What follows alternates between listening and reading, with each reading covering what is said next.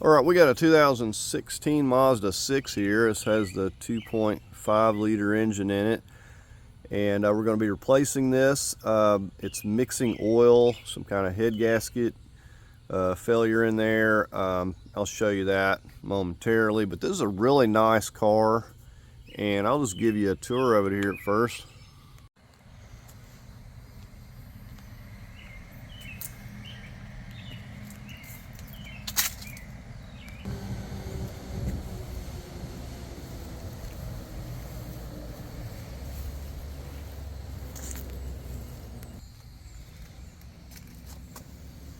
Really nice seats. I've got the sunroof. So oddly enough, it's still driving quite good and everything's working on it. Not even a check engine light's on, but it's just dumping oil into the coolant system. And matter of fact, I drove it on like an 80-mile trip to get it here. So you can see the brown stuff in there already. So not good. The real issue, or one of the bad issues with this sort of thing, is now the oil is completely contaminated the radiator and clogged up all those passageways, contaminated the hoses, which they probably need to be replaced anyways.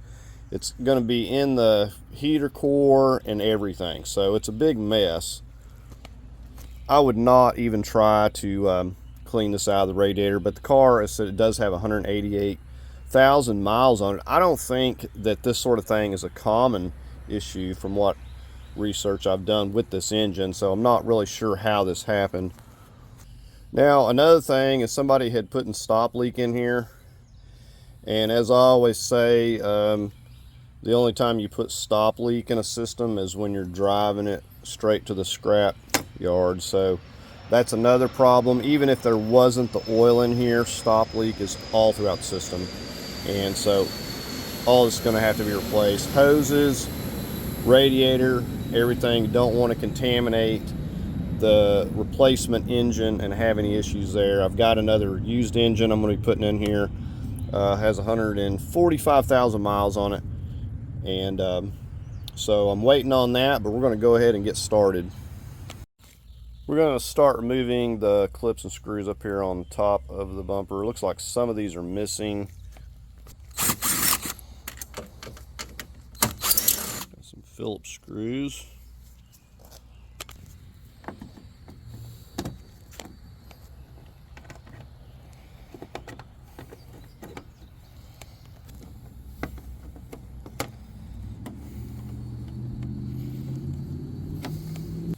This part of the airbox got a couple of pins. It's gonna have to come up here. That's kind of sitting on top of that, and then it looks like we've got at least one more clip under that.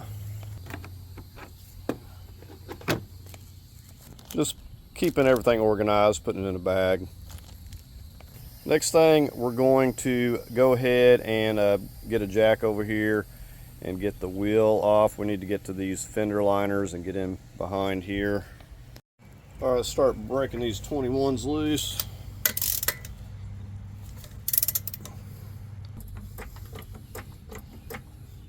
Chalk your rear wheel there too. Go ahead and finish getting the tire off.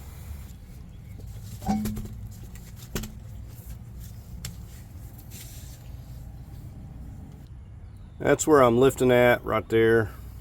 We're gonna start out with this shorter jack stand, and we'll just move up as we need to lift it higher. All right, I'm just gonna go to the other side and do the same thing. All right, now we've got to start popping these loose. Now, usually I just take the whole entire fender liner out because it's just gonna wind up getting in the way again. However, I find that I don't like to put them back, but we'll put her back on here. But we're going to take this whole entire thing off. You're going to find a lot of these clips to be broken, so you just need to get you an aftermarket set. I probably have some that'll fit this. I have a big kit. but sometimes you never know.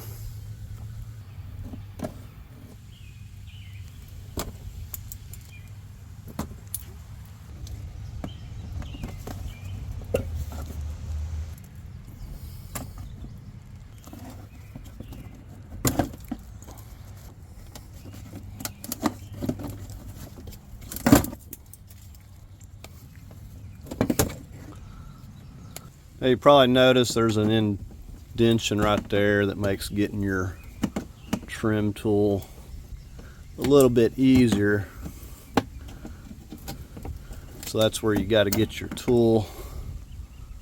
Now we also got a couple up here at the fender we got to get. Okay, we're underneath. We either got a looks like a 7mm here and over here, or we can take these clips right here loose, which is what I think I'm going to do.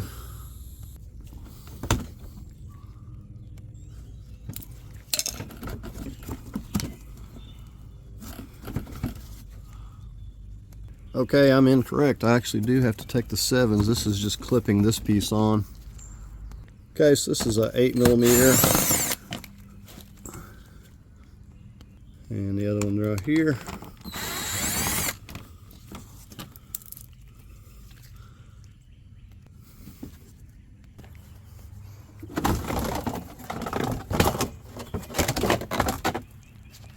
All right, now we'll do the other side.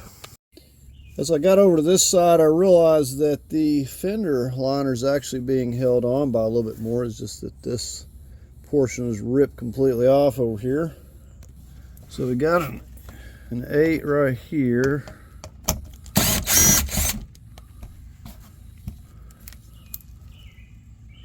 Now we got some along the front here, here, and here. And I got to get this piece out before I can get to, I think, a hidden screw over there.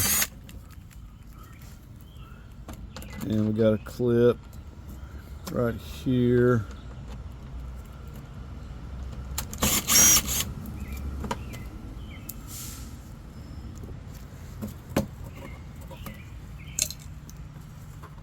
Okay, I think we can slip.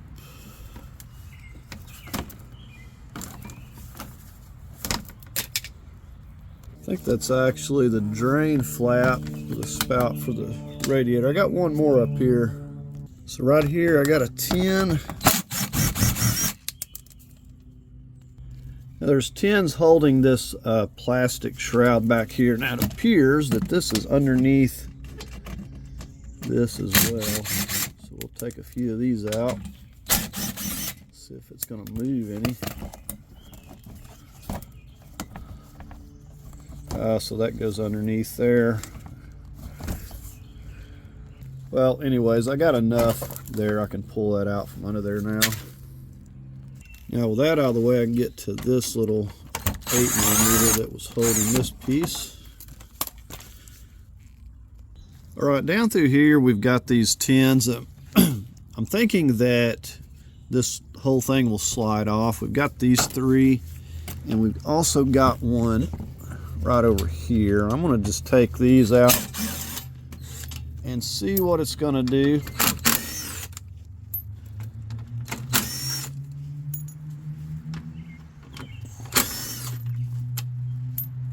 And we'll have one more down there.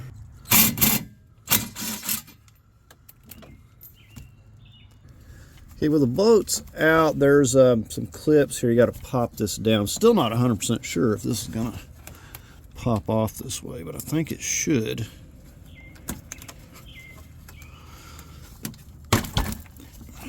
All right, so that is loose. All right, we're going to come up here. We got a 10, like this one's broken. So this is actually an 8. Come up here with a long extension.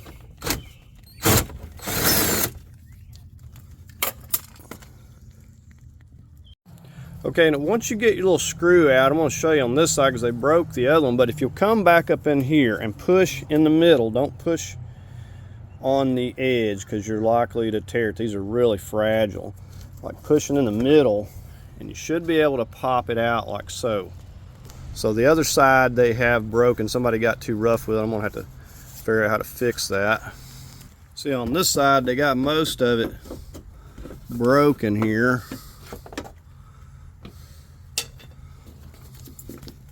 So these are real fragile. Take your little screw and put it back, you'll get it mixed up. All right, we'll disconnect these fog lights. Get this clip.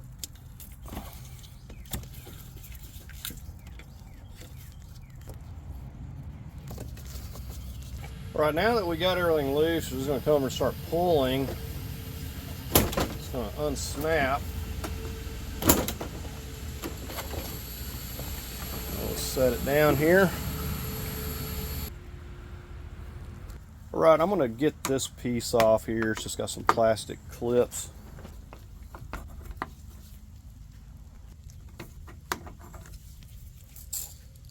Like I said, I'm sorting these out in little baggies as to what it came off of, so I'm not mixing the clips up with something else.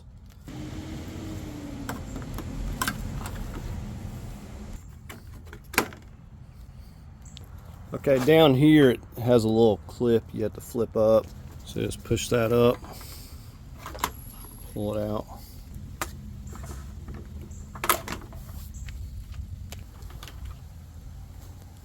I'm going to work on these pieces next. I got a couple of clips.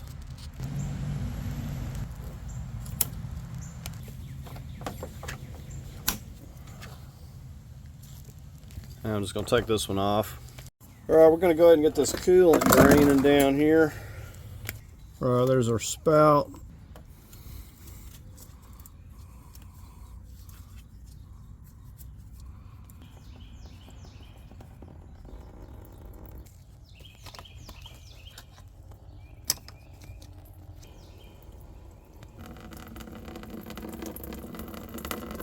I'm going to work on this air box.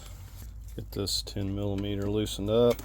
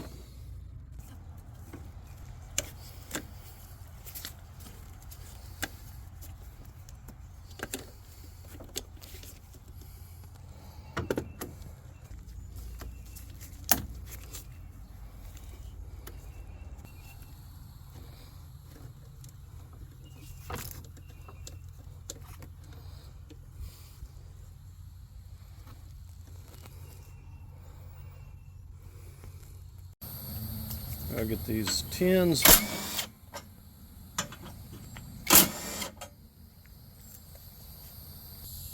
I'll come over here, get this tin.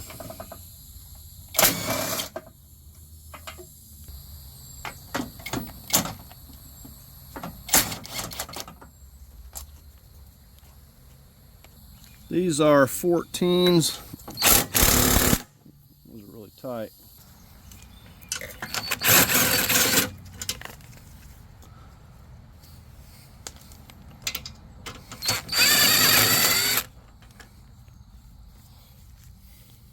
I gotta get the one on the inside here.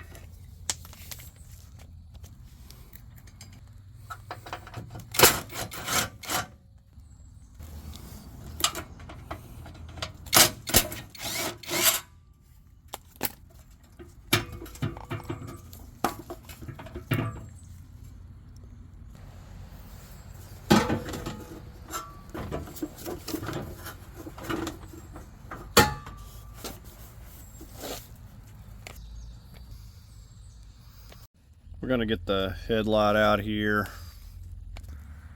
10 millimeter.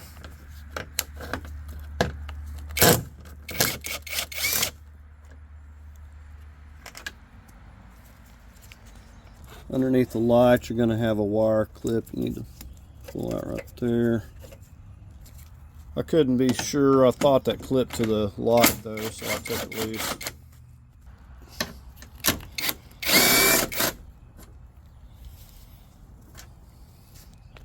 Little plastic clip with a Phillips head on it. This connector for the light, if you can see this, you got to push right there on the bottom.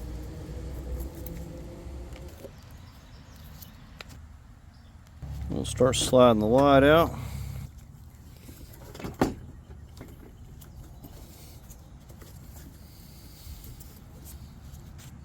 Alright, I'm just going to get this one on this side.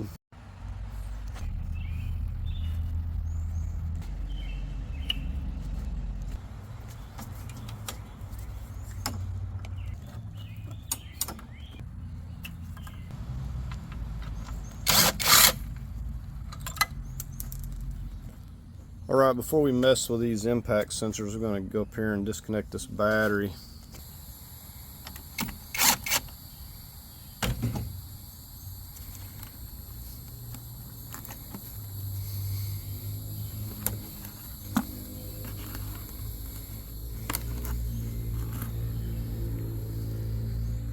So I haven't figured out this lock here, so I'm just going to take it loose.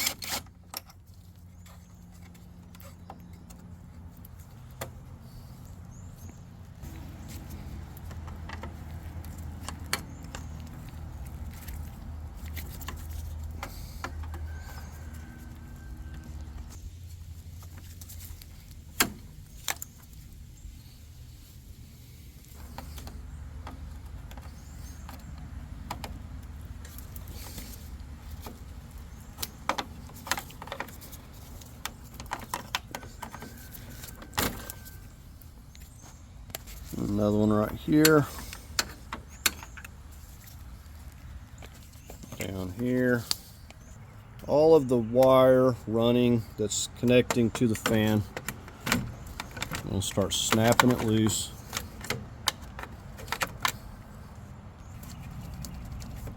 The fan connector. Just down right there.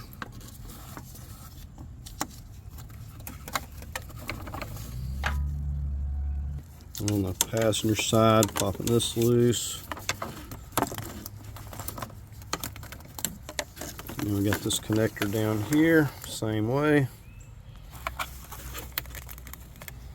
So all of this is loose from the front of the fan, all the wire. Get these tins. One of the things I overlooked was propping up the hood, and this thing is heavy. Got those on there to support it. Essentially with these out, it's going to drop down. Gonna get this one.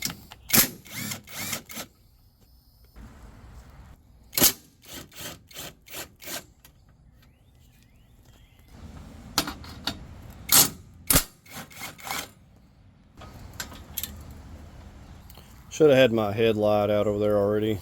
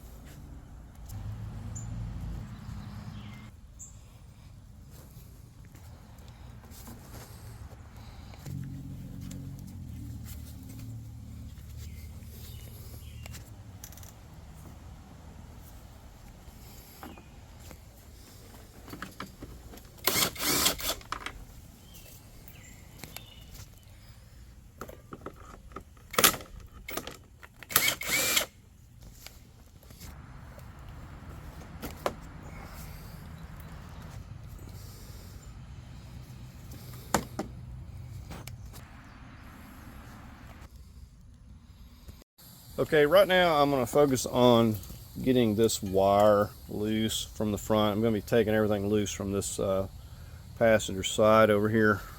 Now the thing about this is you want to try to label it to where is if you get caught up in another project like I do and you have to come back later, you're going to be able to put everything back where it goes without having a trial and error and try to figure out where everything went. It just makes it go back together quicker. So I'm just kind of labeling every little snap and piece as to where it goes. And get yourself a pick tool for some of these connectors. So you'll see how everything clips in. You'll just go on the back side and push on the clips and it'll keep you from breaking them. But if you break some clips, it doesn't really matter. It's just really kind of overkill with these clips.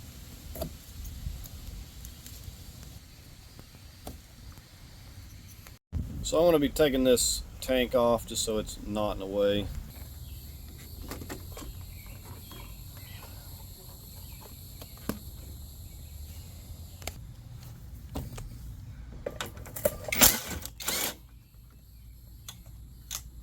These are just 10 millimeters. And we got one right here.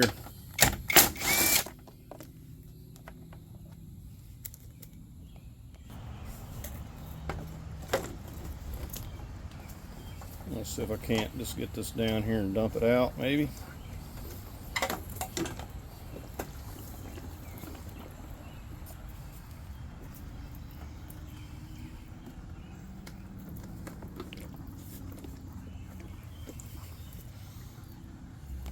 Alright, I took that hose loose.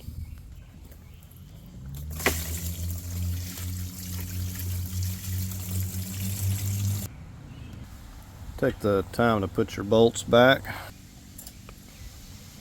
Okay, we're following this wire. We got some ground. Got these labeled already.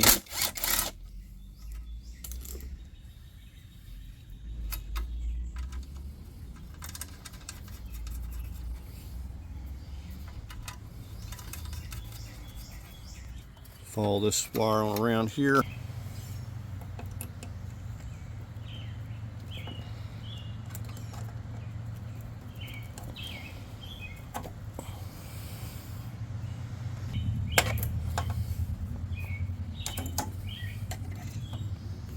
So here we got a connector going to the ABS module here, and right here there's this is basically taped to this. I'll carefully cut this tape right here. And like I said, just pay attention to how things route. And this is like stuck down there to that in between these two.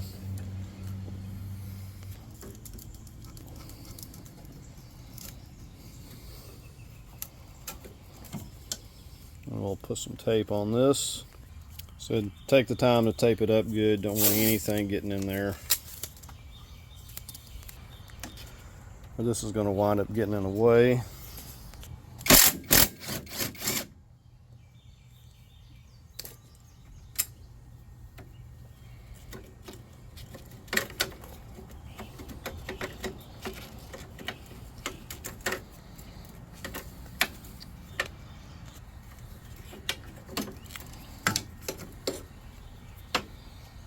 Now I do have to be mindful with this loose. I don't want to just be twisting this thing around like a pretzel. Now this wire I'm having to unclip. I can't really get on the back side of this one, so these clips could break.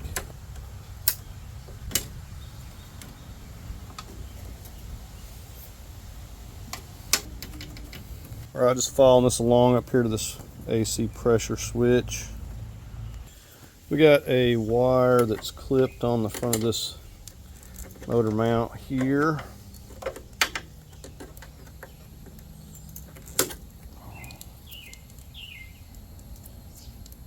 And the other part is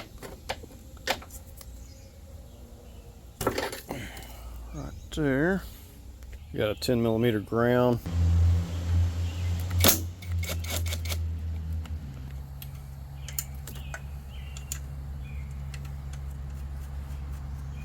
This wire just keeps it going up under here too. We got a clip right here.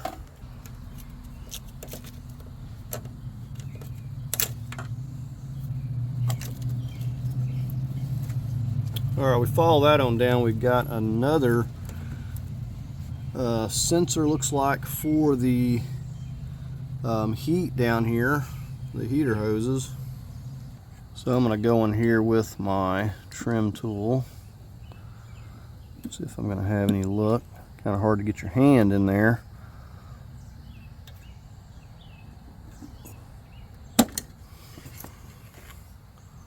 Alright, so I got it there. Pull that out. Alright, now we also got a portion of this wire that is disappearing up under the cowl here.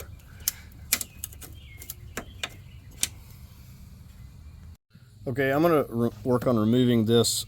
There's a wire that's going from this harness over here underneath this cowl, but this is possibly going to get in the way anyhow, so I'm going to start with the wipers here.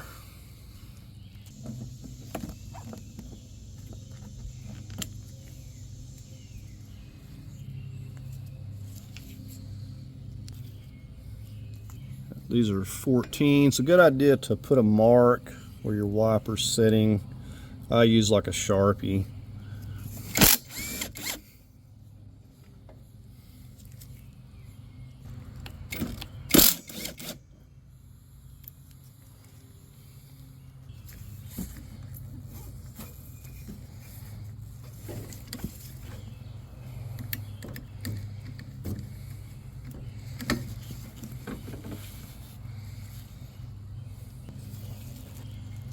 I'll start popping these clips up here.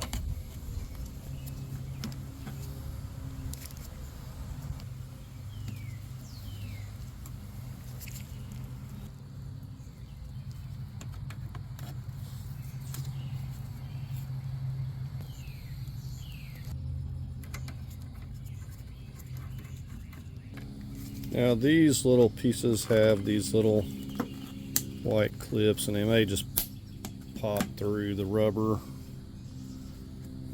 There's two of those. Same on the other side. We need to disconnect this for the windshield washer. So we should be able to start pulling this back, and you can take it apart in two separate pieces, or you can pull it all together. Okay, so you'll see what I mean here. See how it kind of will separate right here. Alright, we still hung. So there we have it. And this clears up a tremendous amount of room. Yes, it's a little more work, but clears up a lot of room. While it's handy, we'll disconnect the windshield wiper motor.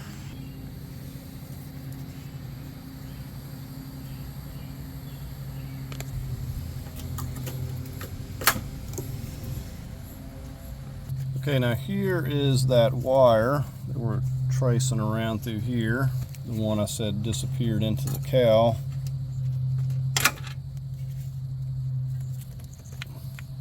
So now we'll focus on this connector. We got to push down.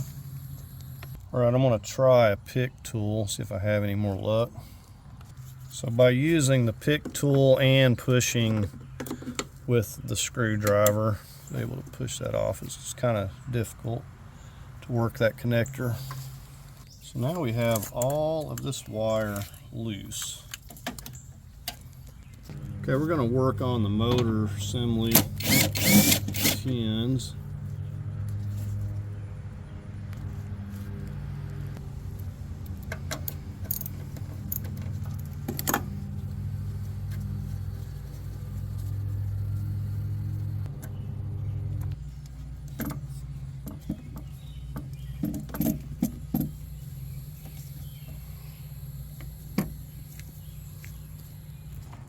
Alright, we got to slide this rubber grommet right here to the left.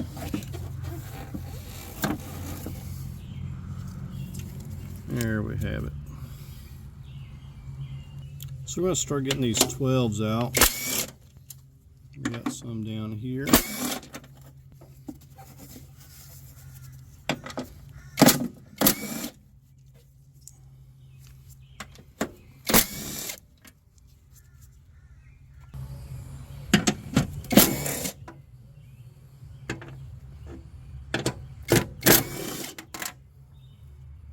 We're just working our way on down here.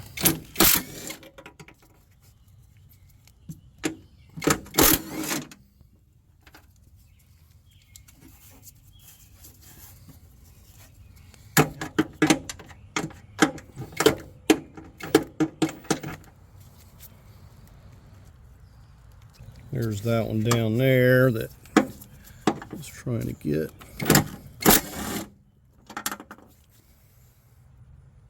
Alright, so we should be able to carefully start. We got a hose connection right here. So I got to pop this right here loose.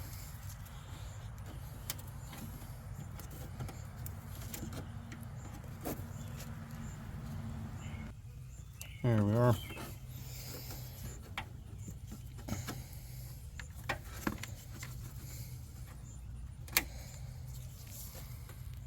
Alright, got that labeled. Alright, let's find out what else is connected to it.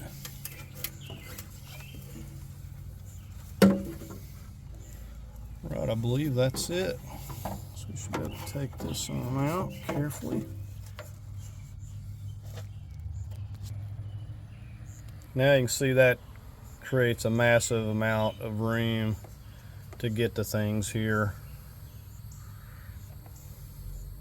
Alright, we're going to work on getting this flap off here so we can see something.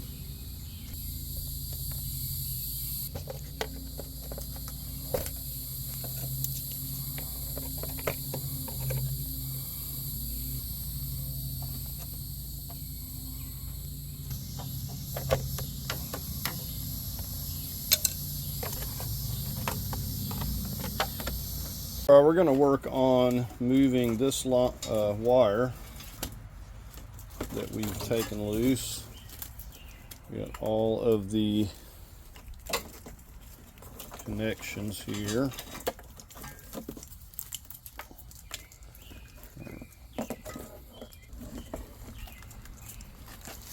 And we'll just put this over out of the way for now.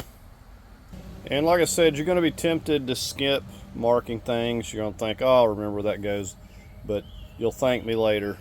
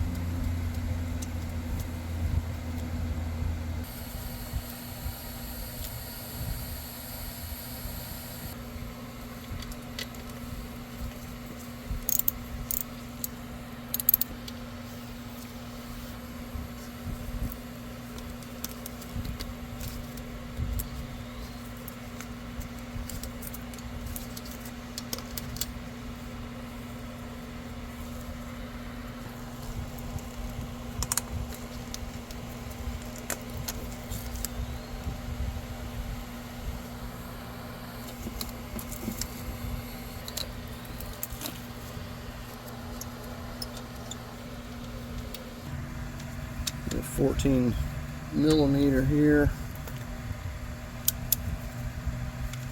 This is going to be pretty tight.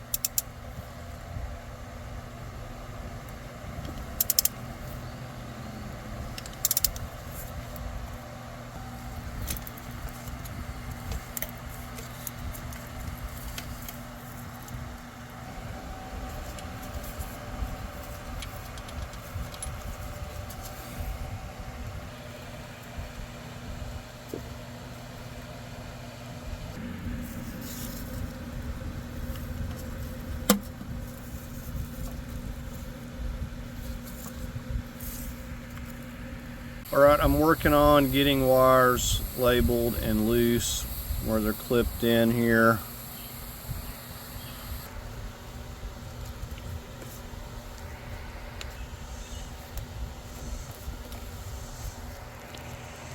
This AC connector has a little piece of tape over it so you can't squeeze it just right. Just cut that out of your way.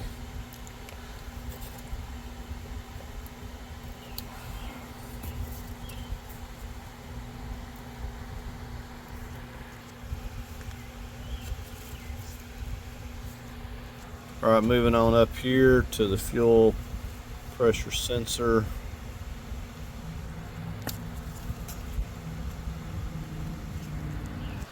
We got other wires behind it, but we're going to work on getting the intake loose. We're going to go ahead and remove these hoses over here.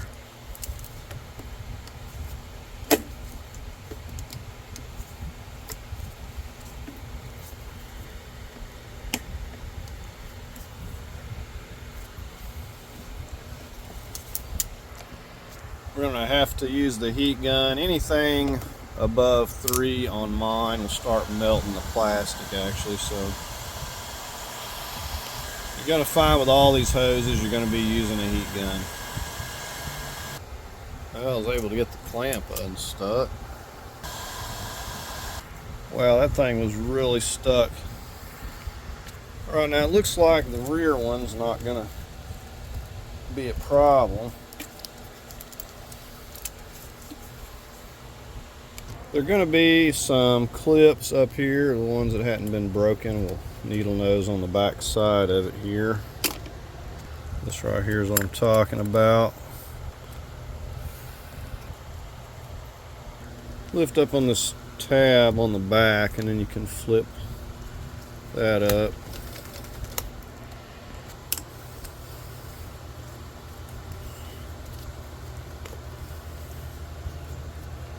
Down here we got a clip on this part of this harness. So if you can push them from the back side, you can avoid breaking it. Maybe. I'm going to start disconnecting these.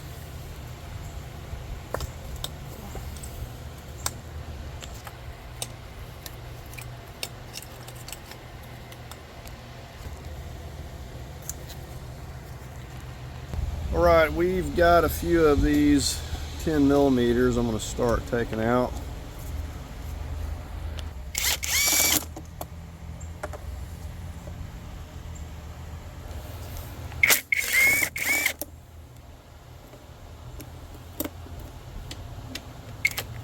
Going down in this hole.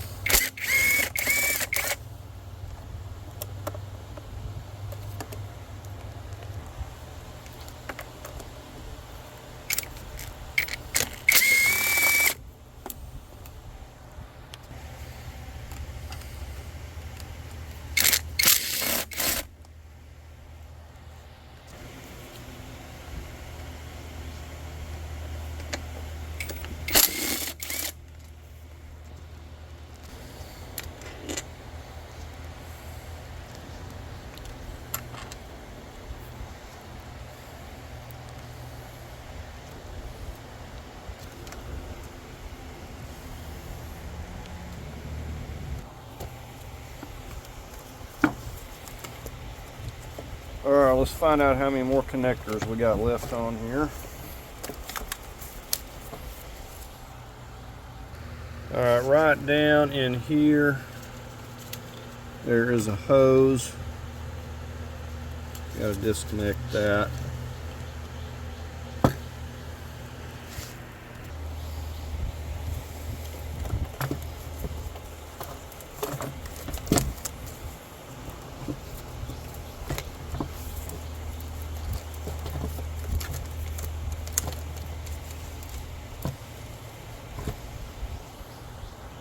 Thought I got this wire connector right here. It was clipped right in here. Lots of clips, lots of wires. I think I'm still hung up on something else. I think I got another connector. All right, you got to push down firmly and pull this way.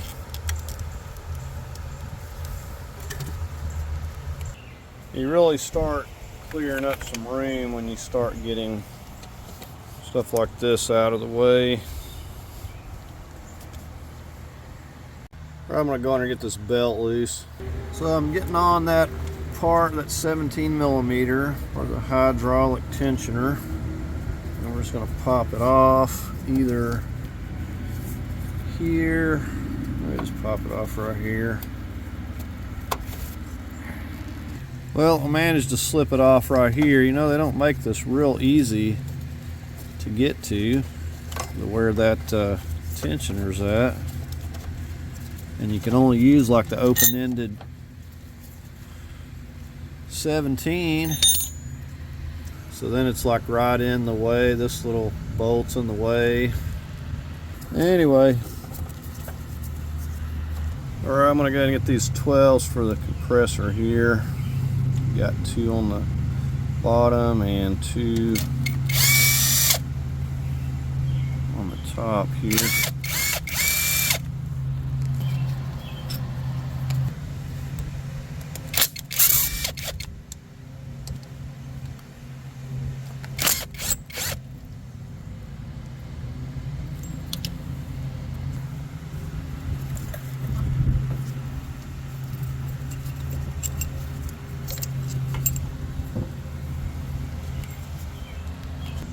Right, I'm having to get these 12s for this tensioner here, and these are very tight. Getting the one lower, one here, and so there's not a lot of room here. I'm using a ratchet wrench. Okay, there is barely room to back the bolt out. I just got it loose. Okay, here's a look from up here. You can kind of see the bolt, and then you can see this upper one here. Alright, so I'm just going in here with a 12 millimeter ratchet wrench, getting this. And so these are very tight, so you don't want to round it off. Make sure you're on there good. Alright, so got that one. So I'm not for sure how easy this is going to be to remove, if I can remove it. Okay, there it goes.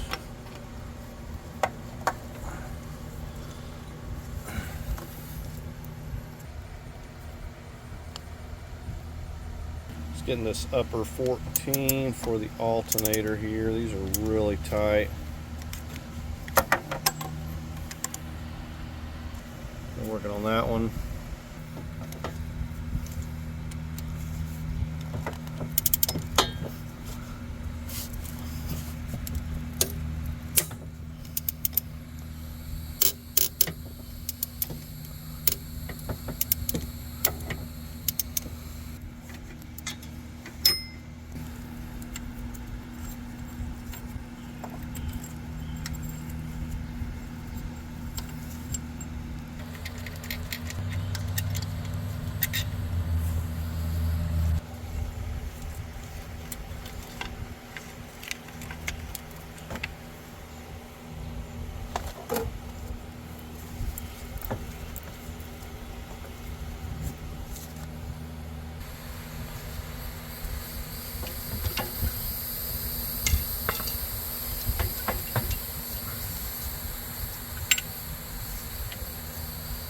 And because it has the slot, you don't have to take the bolt all the way out, but you couldn't get it all the way out.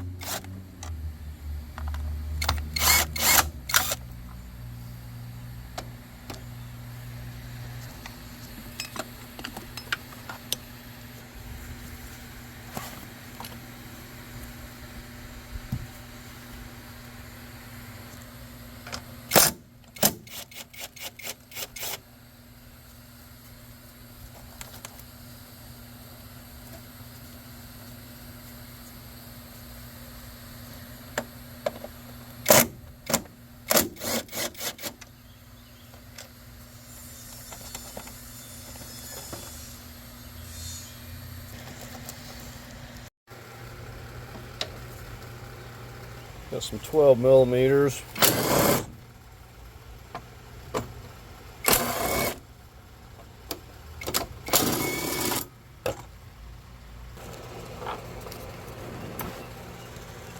More wire clips. Can never have too many wire clips.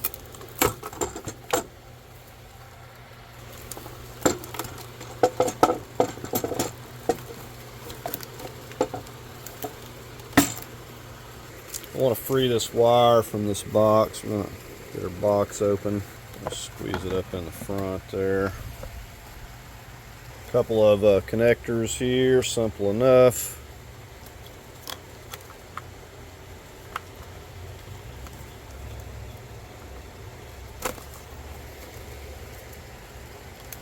We're clipped in down here a little bit. Right now we have this free from this area. We still have some more connectors going around to the back we'll need to get, but this is good for now. So I think I'm going to work on getting the rest of these wires here disconnected and labeled. And like I said, label where they route. And the thing about it, you know, you're going to have to remove this stuff and swap it over to your other engine anyway. It's not really going to be any easier to do it taking the whole entire thing out. Look at this connector right here.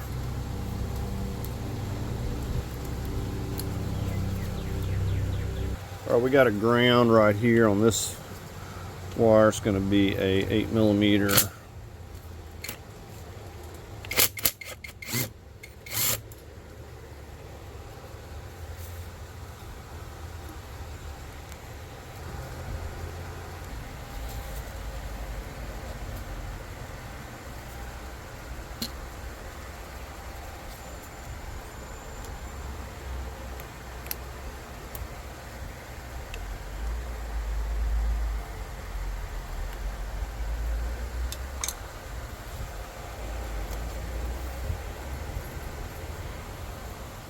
Have you some safety glasses for that in case it's still under pressure.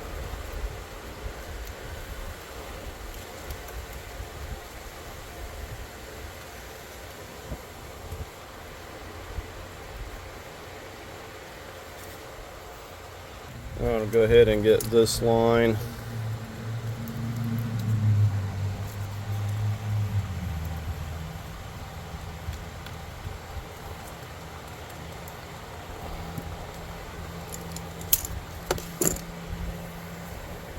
Now we got this connector here,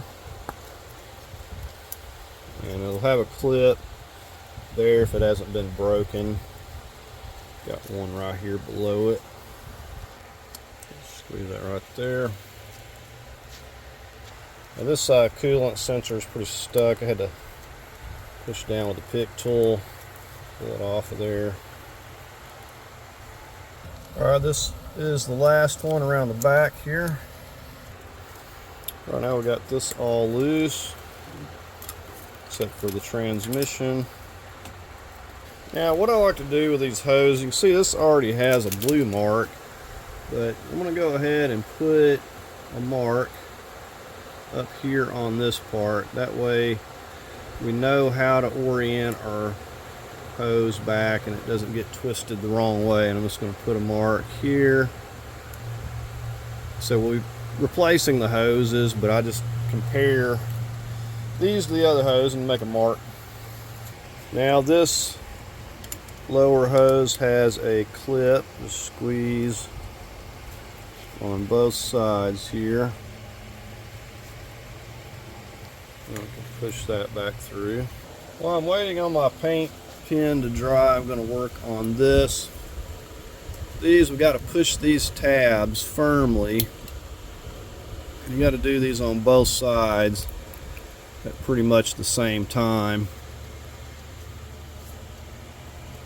And once you kind of get it worked up a little bit, pushing both sides in, you can just pop it up with a pry bar. Initially, you got to push there and there to get it to come up.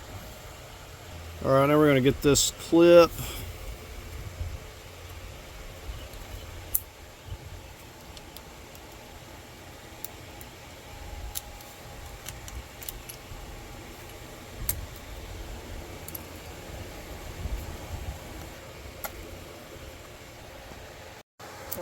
get back on these hoses here.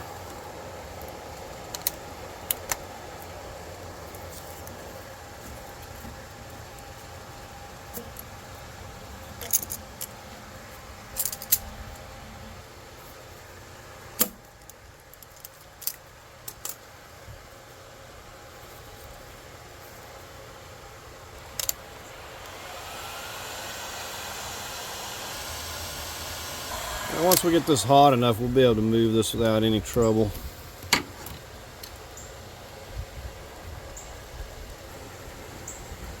I'm going to start popping this housing off. It's just going to be less stuff in my way to have to work around with the transmission bolts.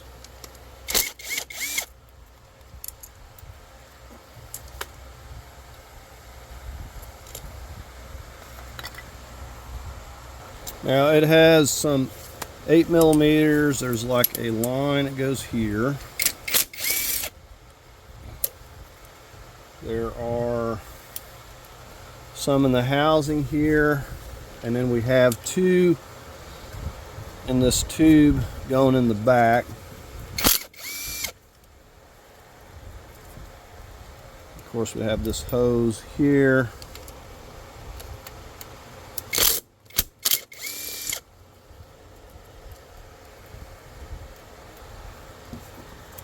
One down here. And I'm sure we'll have some more coolant in behind this. So we got those. We need to get the ones around the back.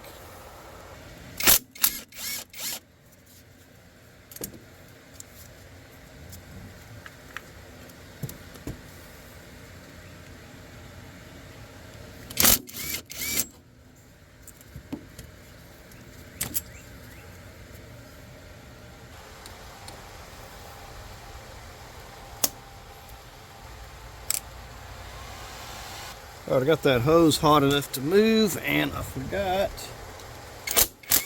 a bolt right down here. All right, so let's put this down. Catch a little bit of this mess. I may have another bolt here. Oh, still got quite a bit of coolant pouring out here. There is one more bolt over here to the side. I didn't even see it.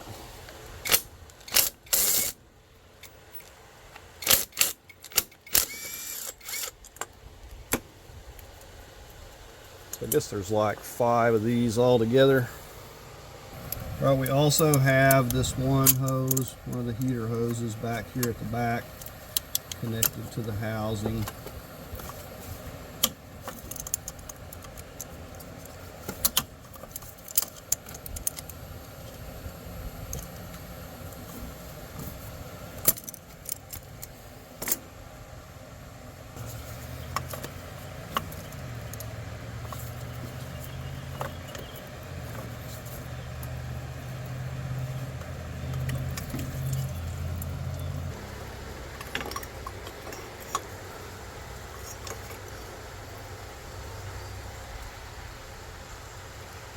So yeah, 5 bolts holding that all together. Okay, I finished removing this piece here. There's just a couple of more clips and some 10mm up here in the front. I'm going to throw this out of the way. Now I'm going to be replacing this oil cooler, but the main thing, I want to get this line off. It still has a lot of coolant in it.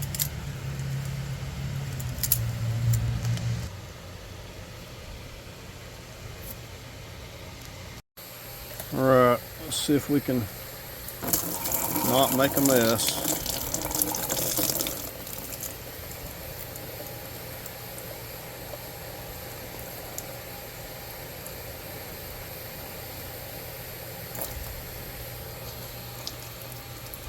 I'm going to be taking this power wire, just pull this little, that cover off. I'm going to take this wire loose.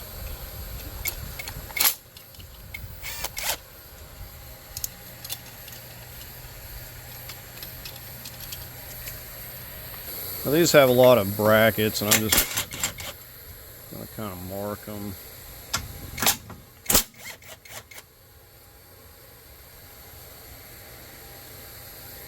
Down here.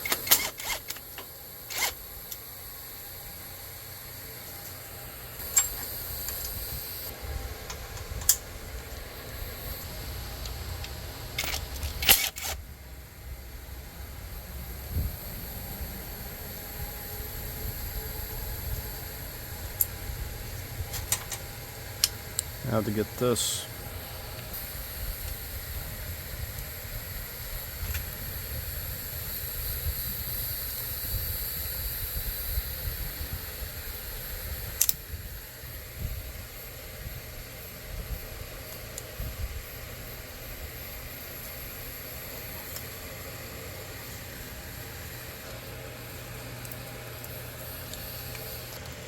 Now I can get this transmission clip loose. And the idea, if you label enough stuff, hopefully you get everything back exactly the way that it's supposed to be. And then here we've got a bracket, this transmission wire. We'll just take this. Now it's also clipped to the hoses there, but if we get this out of the way, we'll actually have more room. I don't have to work around them.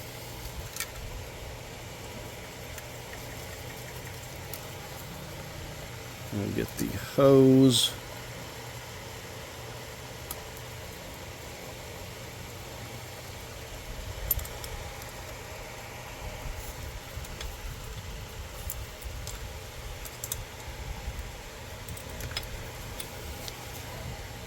Alright, we'll try to take it loose here then.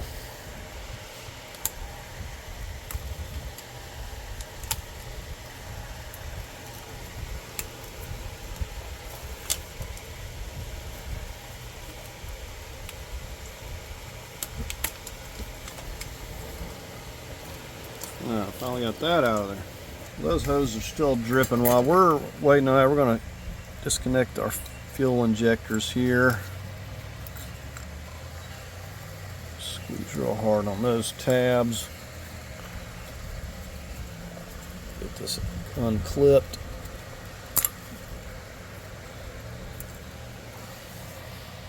I'll get this knock sensor. Right, I'm getting this last hose in the back here.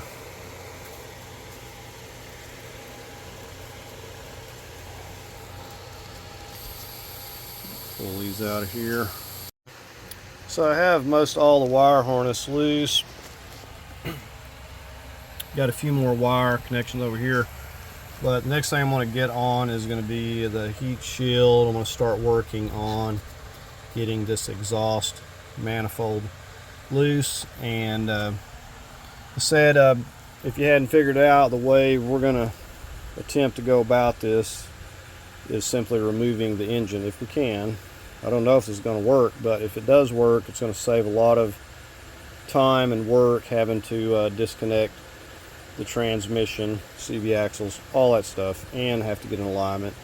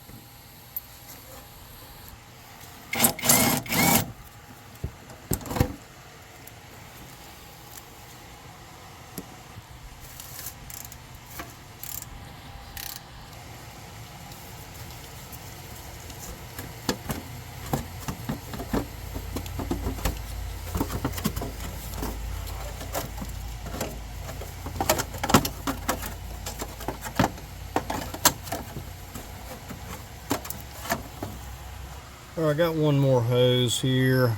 Had to heat this one as well.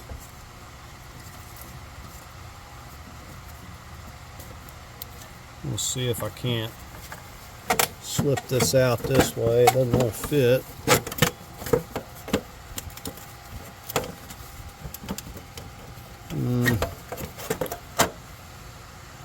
Okay, well, coming over this way seemed to do the trick.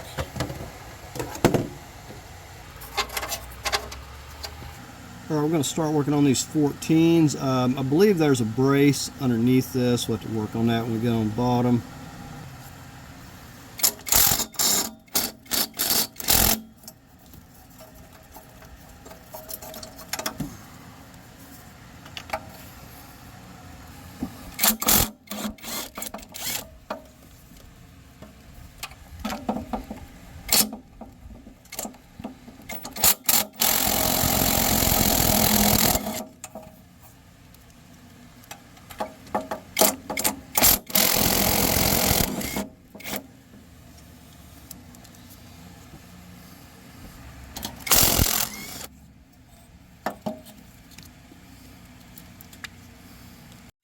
So we're underneath here. I had to lift the car up some more with some taller jack stands.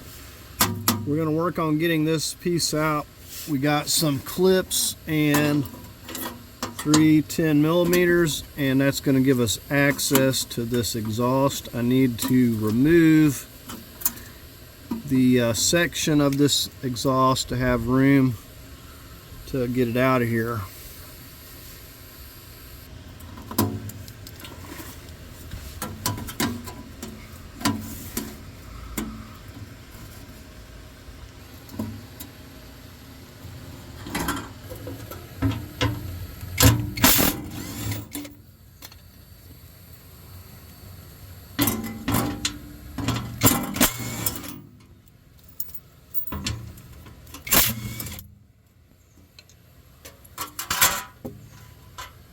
Alright, well, I'm looking back towards the back of the car. This is the welded side, the nut, and the nut must be on the other side, so that means we're going to have to remove more. So we're going to have to get this piece off to be able to get back behind here and get that loose.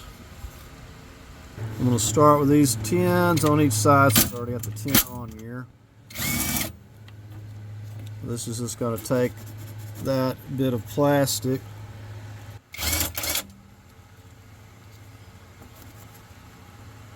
Right now we've got some 12s. We're just going to get all these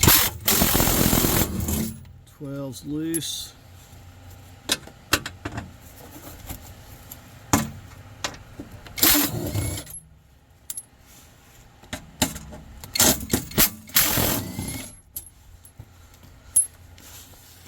I'm going to work around this plastic over here. I don't feel like removing any more.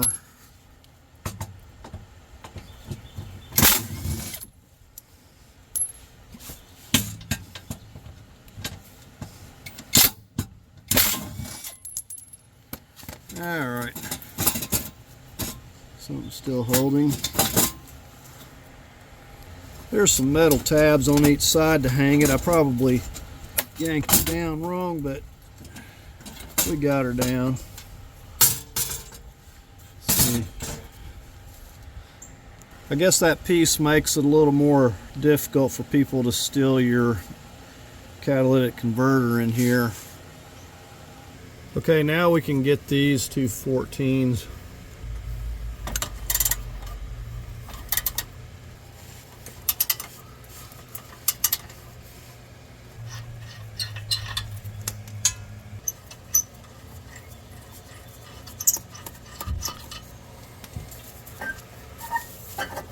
We're going to slide this off of here. We'll probably need to get some grease on it, but let's try it.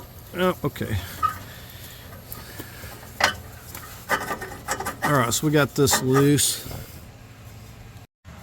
Okay, we're coming in from the passenger side. We're going to work on getting the bolts that are holding this manifold, and I've got a long extension first, and this is like right here, kind of above the CV axle, as you can see. 14 millimeter. These are all going to be very tight.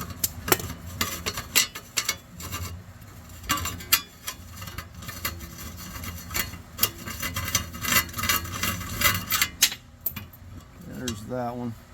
Okay, now I'm over here by the transmission, kind of looking down by the brake master cylinder. We got a couple 14s right here going into this.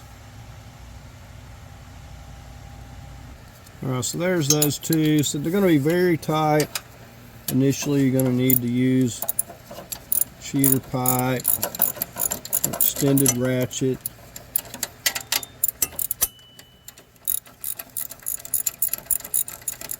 And what I'm hoping is that we get this loose, we can just pull this whole piece up and out of here. We need to get this cleared so we have room here. And this thing should be loose. Alright, let's see what we can do with it.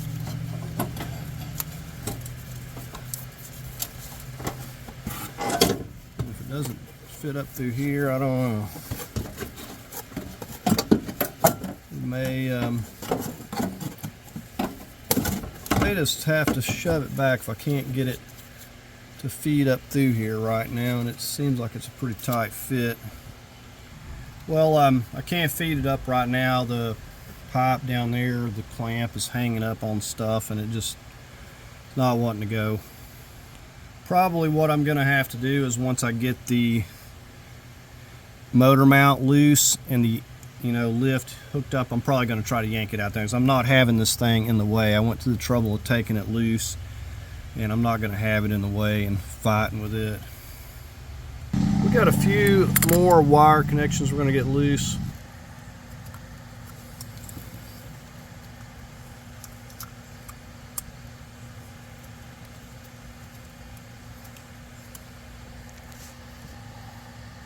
So I got to work around this exhaust now, but I got some 12s here for this CV axle bracket. Get this upper one and I'll get the lower. Alright, here's that bracket.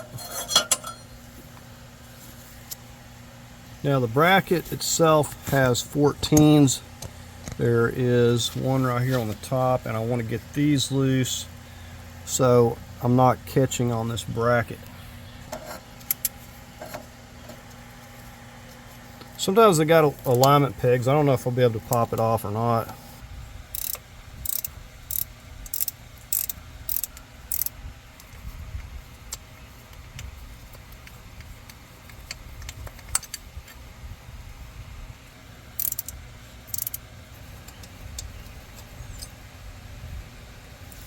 Well, it's loose, but I don't know if I can just slip this out, and I kind of need it to be out.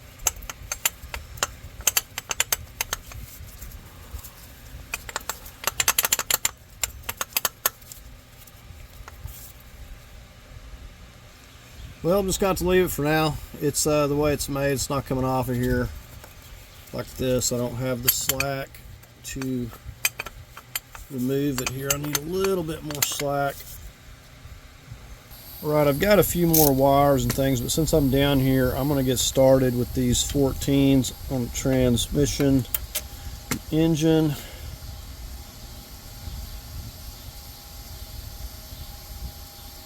So you want to number these as to where they come out.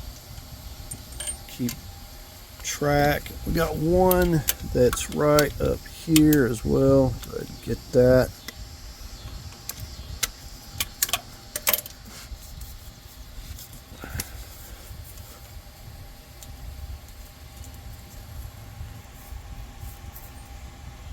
Alright, I'm just moving over here to this side and getting this one. These bolts are the same length so far. Okay, about to get way ahead of myself. I've got to get these torque converter nuts off of here. I've got a 21 millimeter and extension here that I'm using to turn the flex plate. So there it is, the first one anyways. And normally what I'll do is come in here with a ratchet, but since I have all of this room out here, I'm just going to use my little cordless on here.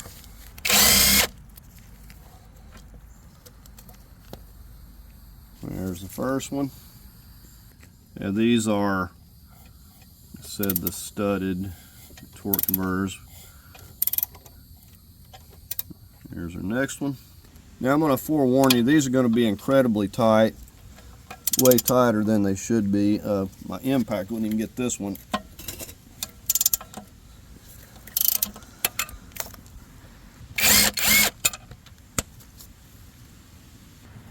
Alright, moving right along.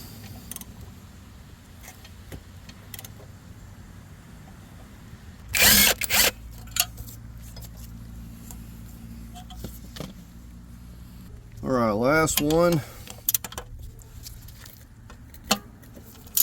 I'm using this extended handle ratchet. It's all I can do to get it loose. Alright, we got all those out. Now, one thing you do got to be mindful of is that it will try to hang up on these studs. So you got to make sure when you're pulling it out that you keep that torque converter from hanging up. Okay, what I've done is there is a hole up here.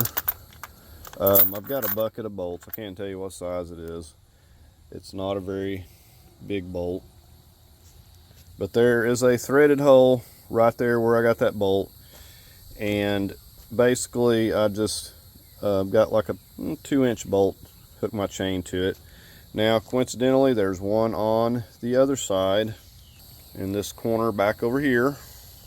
Right there, I got a bolt there, and I'm just, you kind of see how I've got some washers because the bolt's long, and it just kind of keeps it up off of the cylinder head there a little bit. That's all we're doing. We're hooking to it there, and we're going to get the lift over here, and I'm going to get some tension on it, and we're going to start getting these loose, and then I'm going to try to get these last few wires that are on these VVTs or whatever up here. I'm going to get those, and we're going to see what we can do with this. And like I said, at this point I don't know if I'm going to be able to get it out this way or not, but I'm going to attempt to because it's going to save a lot of work. So trial and error. And one thing about it is once I start taking this, it's going to be kind of past the point of no return. So I'm going to have to try to get it on out. If I absolutely can't, then I got to get it back together, and I got to pull them both out together, and that's going to require moving the CV axles and the knuckle and all that stuff. So we're going to attempt this. Okay, so y'all seen the other bolts that I took out on the bottom. These are the only bolts we got left. Is this one, this one, this one, this one. They all appear to be the same except for this one. So I'm going to mark this one or just make a note.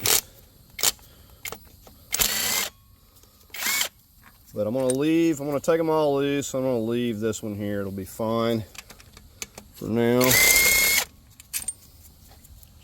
And then I'm going to get the lift over here and hook up to it. Just getting this one over here.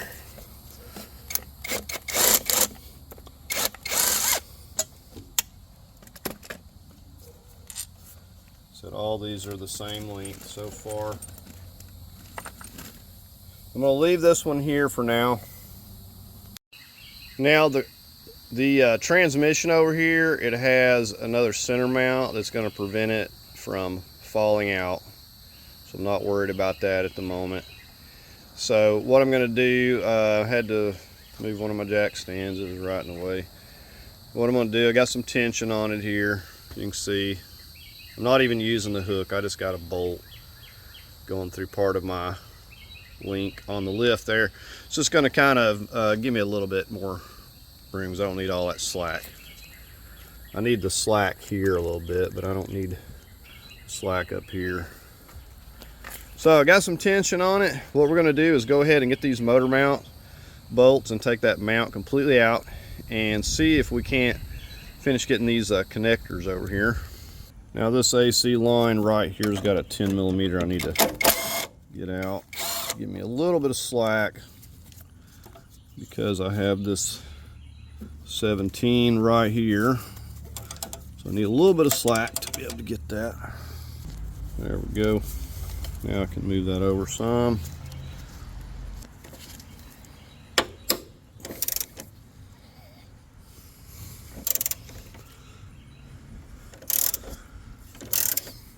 Said I'm going to take this one.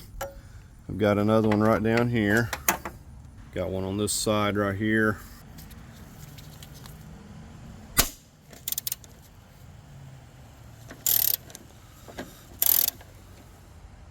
Another one over here.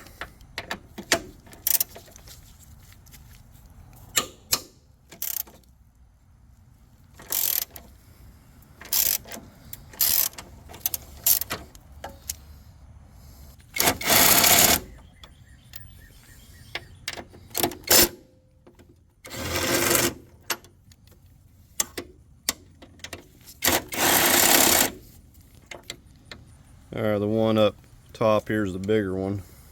Right now we got these 3 17s, and this should be ready to come off of here. Wow, it's tight. I'm gonna have to get my breaker bar. Alright, let's try it with the breaker bar and cheater pipe. Wow, those are tight.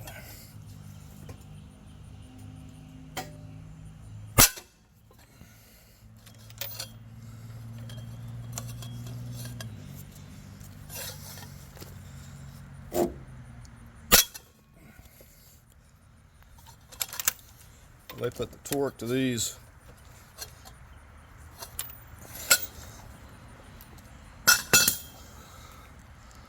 I'll show you the pipe I was using in just a second.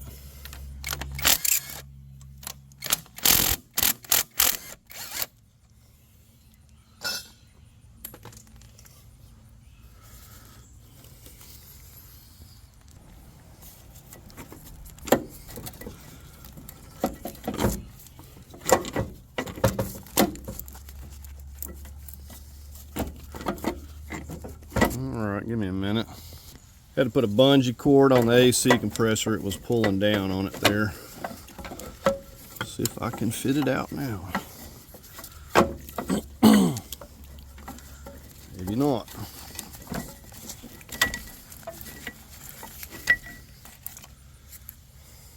So this is my cheater pipe and breaker bar I was using to get those 17 millimeter nuts loose there. Alright, so these are going to push in right here. Give it a push down.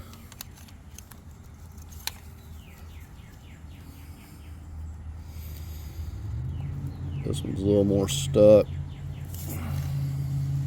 Alright, there we go. So I'm just going in and pushing this part here down essentially. And then it'll pop off of there. Alright, so we got the O2 sensor over here. Looks like we got a ground wire. I think I'm just going to unclip this O2 sensor harness here maybe. Because I know I'm going to break the clips, I'm going to take these 8 millimeters out that you're seeing here. And I'm going to try to remove this bracket and just put it on that way. It's probably going to get in the way anyways. Alright, I got the first one out there. I don't have any idea how many there are. Surprisingly, I think there's only 2 holding this thing. Usually they got like 5 or 6. Okay, I still got the crank sensor down here. So we're going to push on the back here and try to slide it off.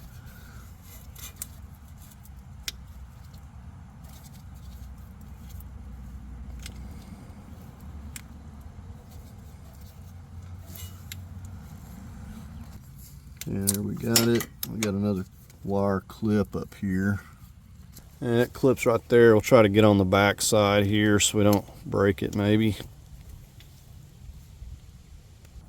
Alright, so there we have that loose. Should have all the wire loose. It had one more plastic clip on the water pump portion there. But I mean, it's good that it has the clips that keeps the wire out from the belt and stuff. And if you left your harness on and pull your engine, don't worry, you'll get to remove it all when you take it out. Alright, so here it is. Here it is all laid out. So the problem I'm already seeing here is like this where the water pump is. Unless I was to remove that, I'm going to start hitting right there. I got like maybe 3/4 of an inch. And I thought about dropping it down and then going under here with the crank pulley, but then I've got that right there to contend with. Alright, I'm going to take out the remaining bolt and just see what we got here. Now this bolt I'm going to mark because it is different. At least I think it is. Actually, that bolt's same size as well, even though it's a little bit shallower there. Same size bolt. Alright, I'm going to start trying to work this thing apart. See what I can do with it. Okay, I did miss a bolt on the back side here. I thought I'd got that, but I guess I didn't. So that bolt's right below that coolant pipe. I totally missed that. So right in there, if you can see it, you can see it just separating here already by itself. So I don't know what kind of luck I'm gonna have here. I need to look at that torque converter though.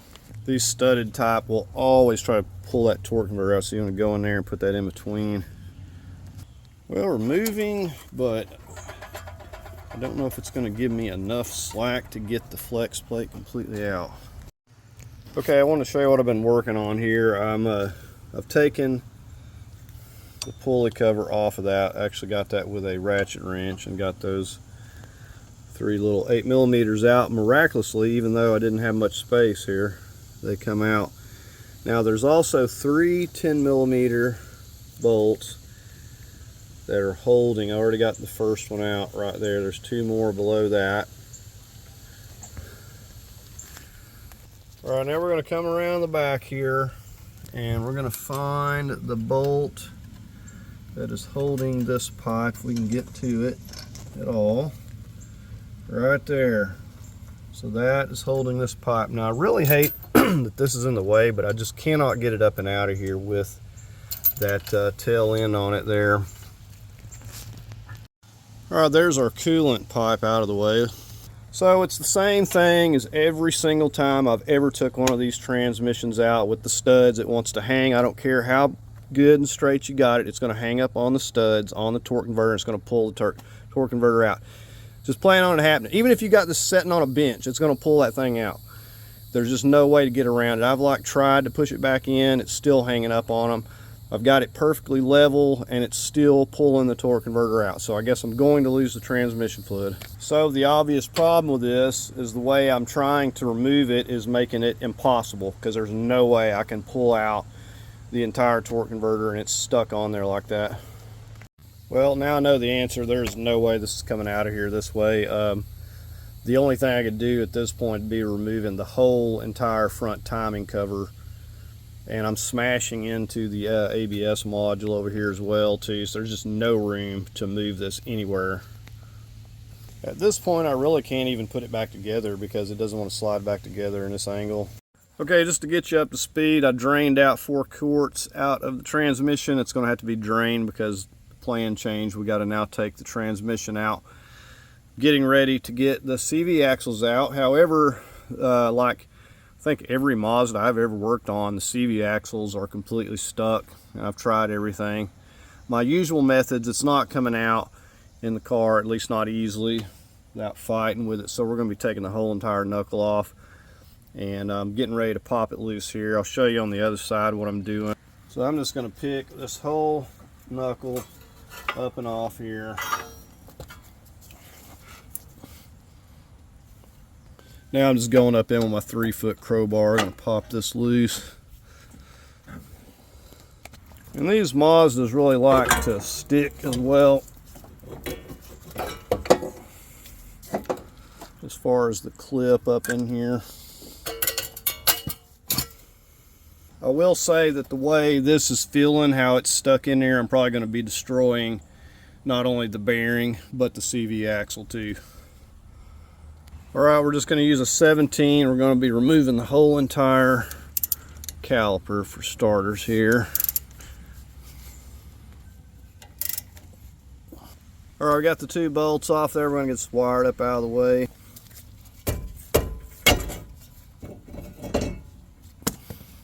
Okay, so this is a 32 or 1.25 inches. Now, if you can hold it using the studs, you got to be careful not to damage those. Other than that, you got to get the weight back on the wheel. But I'm using this heavy duty impact, so it should come loose. Alright, it's still going to spin. Alright, I'm just putting this in here.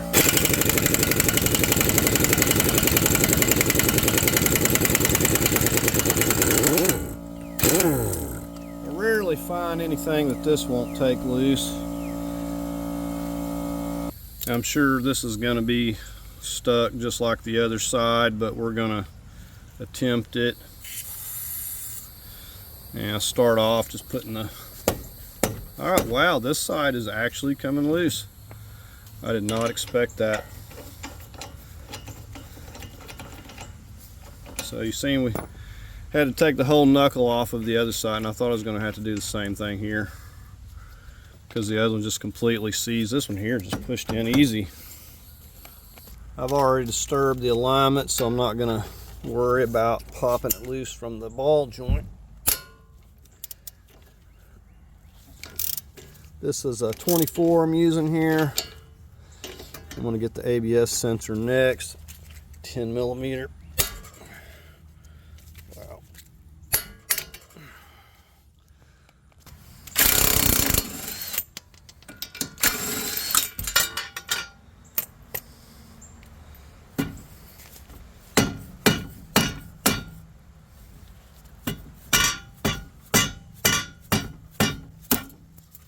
Well, broke my little clip. Oh well. Alright, let's get this ABS sensor over there. These will be stuck in here too. They're rusted. You got to rotate it with a screwdriver. You can get where you can twist it. Just plan on everything being stuck.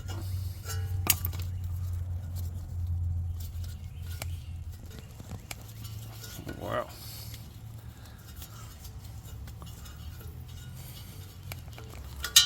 Finally got it. Maybe I'll quit breaking the clips. So that was the other thing about this CV axle here. It was hanging up on that bracket. I couldn't remove the bracket either.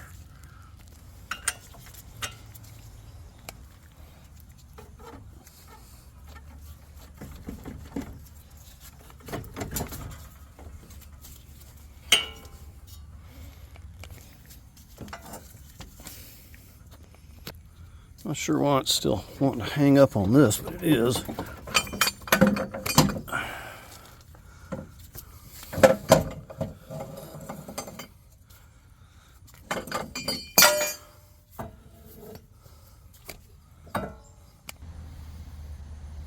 Guess I'm going to have to replace these while I've got everything out, because those look horrible.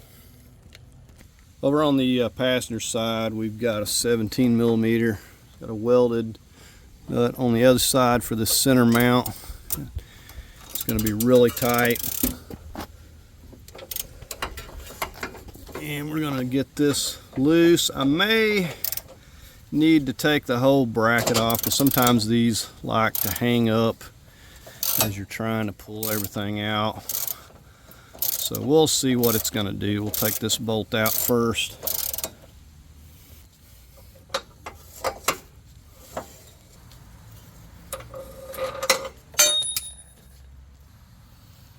Okay, I'm up here at the center mount. Now this bolt back here is a 19 that I'm taking loose, and let's drop that, but it's going to allow me to take this dog bone portion out here.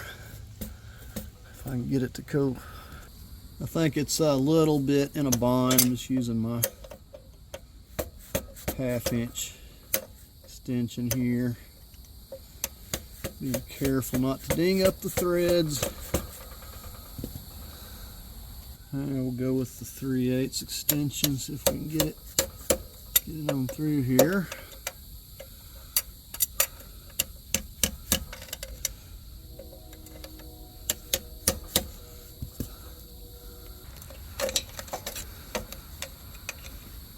I think we got it.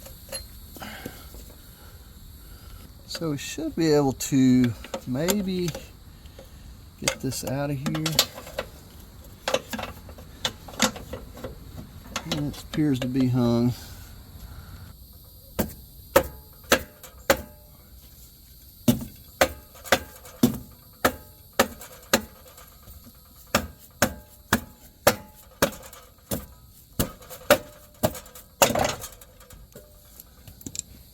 That's one way to do it.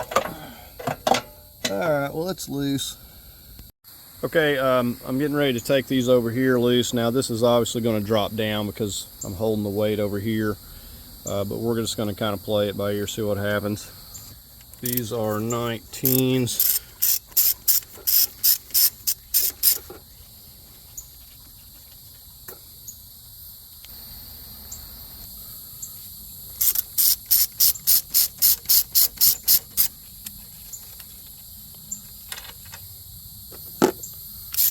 Alright, just going to start lowering it down here.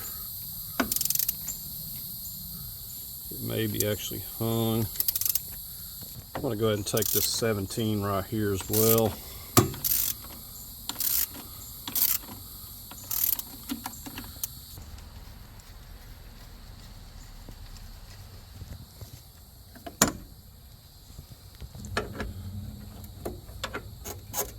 I'm hitting on this side over here. I'm going to try to pull up on the lip. There, it's moving. I don't want it to just absolutely fall.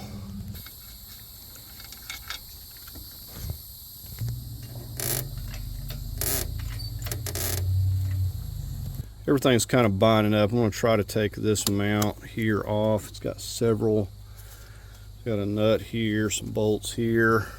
Seems like every modern car has to come out the bottom nowadays, and this one may be no different. It's just not working. You got all this junction box here in the way, and these wires and all this in the way of this one back here. I'm not even sure how I'm going to get to that rear one just yet.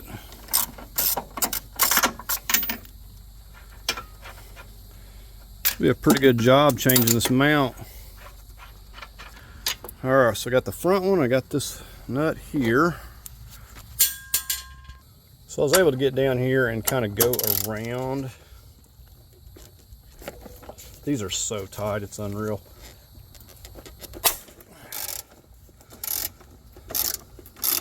Kind of going around the back side of it there, but I got it.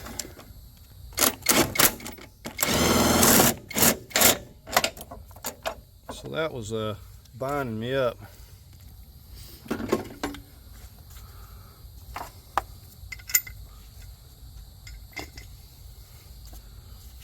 This is still catching here.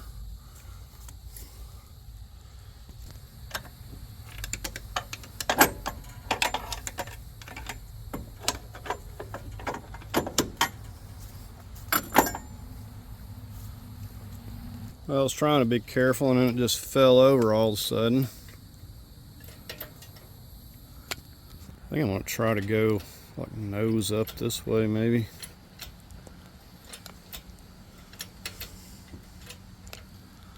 So that part of the bracket right there probably could stand to be out of the way. That right there, make it a little easier. Alright, well, I'm just going to go slowly here and make sure I ain't going to tear the transmission up. I don't care about the engine.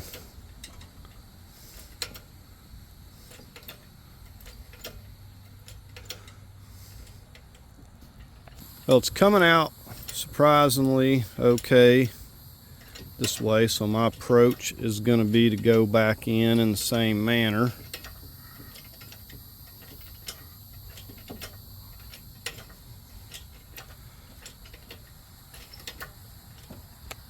All right, let's start trying to move it back. Good.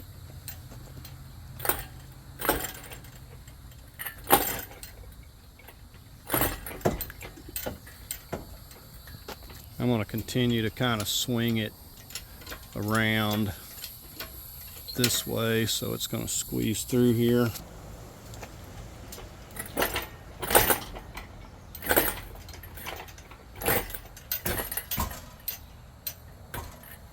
I'm going to have to scoot over.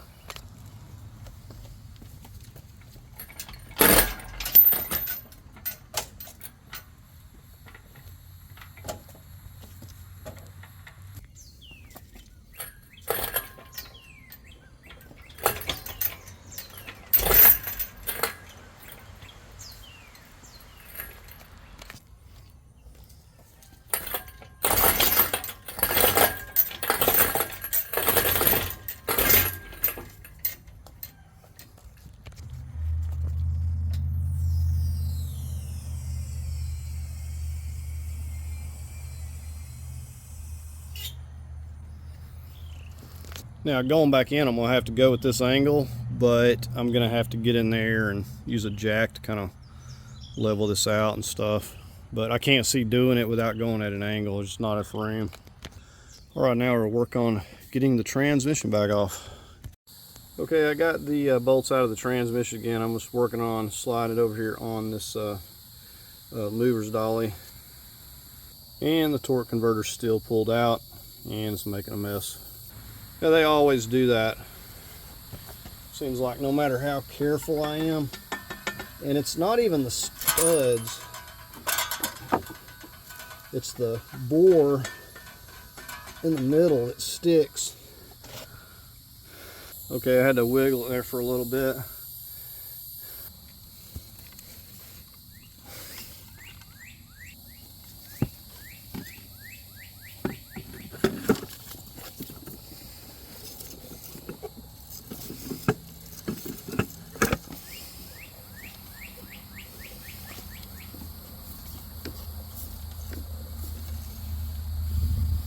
Okay, now we got it seated.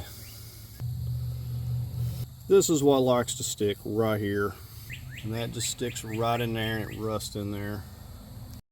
Okay, I'm using the lift here to help to guide this into place, and it's not balanced out just right, but we're going to make it work here. Okay, one of the things I've done before installing this, took some of this silicone paste, went around this inside of the bore and the alignment pegs there and over there. Of course, you'll want to make sure that your surfaces are thoroughly clean, that you've blowed out all your threads, made sure all is clean. Now, I actually swapped the flex plate. Now, mine's in better shape, it's not as rusty, but that wasn't the reason I swapped it. It's because this piece was bent all up in the shipping. So I needed this piece, so I had to remove it. So I went ahead and put my flex plate, torqued them to 60 foot-pounds. Now, because these bolts are like through bolts, I believe, in the crank, you want to make sure to get plenty of Loctite on them or they will leak and you'll think you'll have a leaking seal. Alright, so I'm going to start moving these together. Oh, the other thing, make sure when you're guiding this in, you can move this some. Even though the whole thing's trying to move right now. But you can rotate this and make sure it's going to line up with this hole, otherwise it's not going to go together. So you want to get it approximately where it needs to be before you start pushing it together. But we can move it through the starter hole here, no problem. And even though my lift is not even, it's setting down on that side over there, by having it on the lift, it allows me to at least to move it around a little bit easier. So what I'm getting to kind of work here is I got it setting on a 2x8 here on this side because I'm not balanced out with my chain and I'm kind of guiding it on. Now we still need to come up probably an inch there, but this I'll be able to push this up here.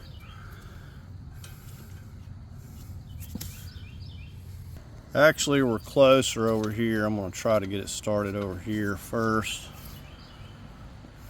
Just got a few turns by hand. Let's go back to the other side. And I'm just lifting this up. I don't think that my studs are in place for the flex plate. I'm going to have to adjust those. I'm just kind of getting it to where it'll at least hold still a second. So I just got my 21 over here on the crank. Just kind of turned that a little bit so I got it to line up. So you want to keep an eye on those, make sure they're not hanging up. So we got several things we got to line up. We got to have the flex plate, the studs on the torque converter lining up, you know, the center bore going in, and then we got these alignment pegs on each side. We got to get those lined up. So it's not real difficult. Once you kind of get a bolt or so in there, you can kind of just start working it into place. So what you should be able to do is sort of push this into place. Now if you can't get it pushed into place and it's in a bind, and don't try to thread it, you should be able to thread it down by hand. Now on the side here, the engine's actually sitting down a little bit low, and I had to push up a little bit here and put some tension, and then I was able to thread this here in by hand. So you got to get it where they're meeting up just right. The key is to get them pushed together and run it down by hand so you're not pulling it down with the bolt. All right, alignment bolts in there, and then the one on the other side. I'm just going to go ahead and go through and start putting each of these in with Loctite.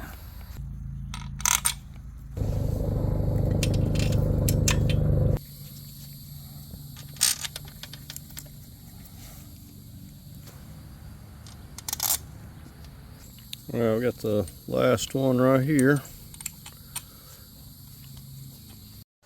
We're going to start right here where the alignment pegs are. I'm torquing this to 35 foot-pounds. We'll go to the other alignment peg. 35 foot-pounds on all these. Now once I got those torqued, I usually just go through here in no particular order.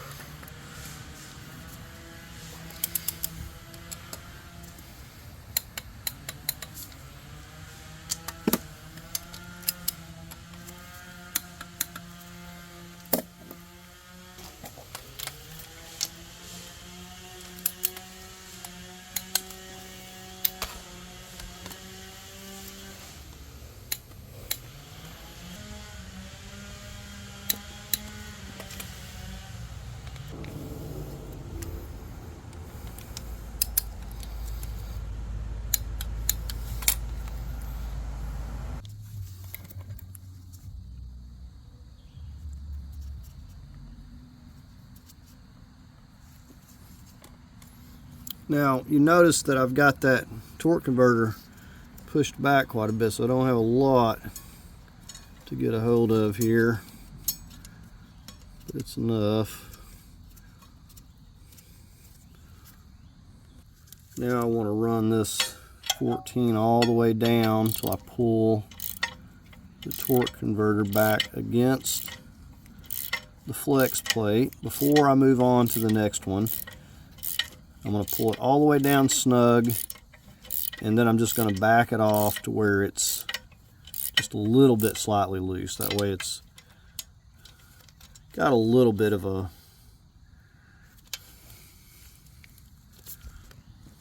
well, you know, it doesn't even matter on these because they're studded, so we'll just snug it. All right, let's move on to the next.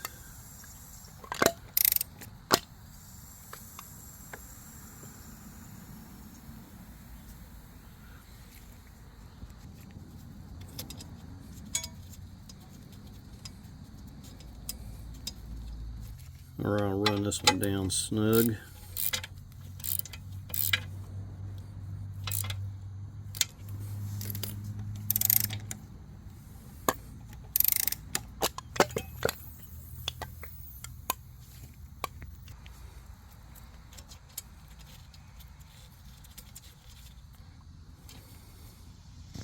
All right, last one.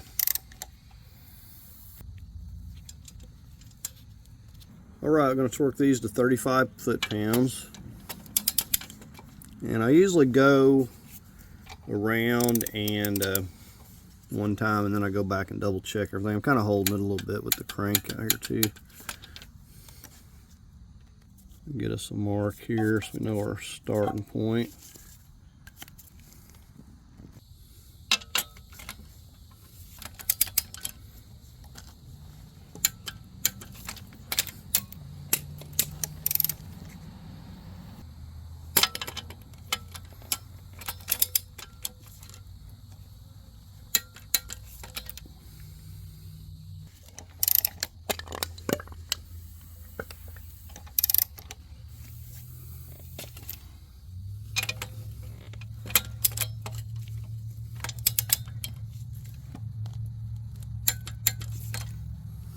Alright, so we'll go all the way back around and check each one and make sure that we still have,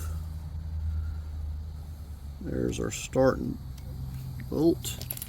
So I'm just going to go back around and do the same thing. Alright, so here we are. We're getting ready to go back in with the engine just like we took it out. You notice I got a jack under here already. I'm going to use that to balance this out as I'm sitting down in here. That's my idea. We are going to be installing it just like we took it out. Got the bolt going into the front of the head right here, and the one on this side.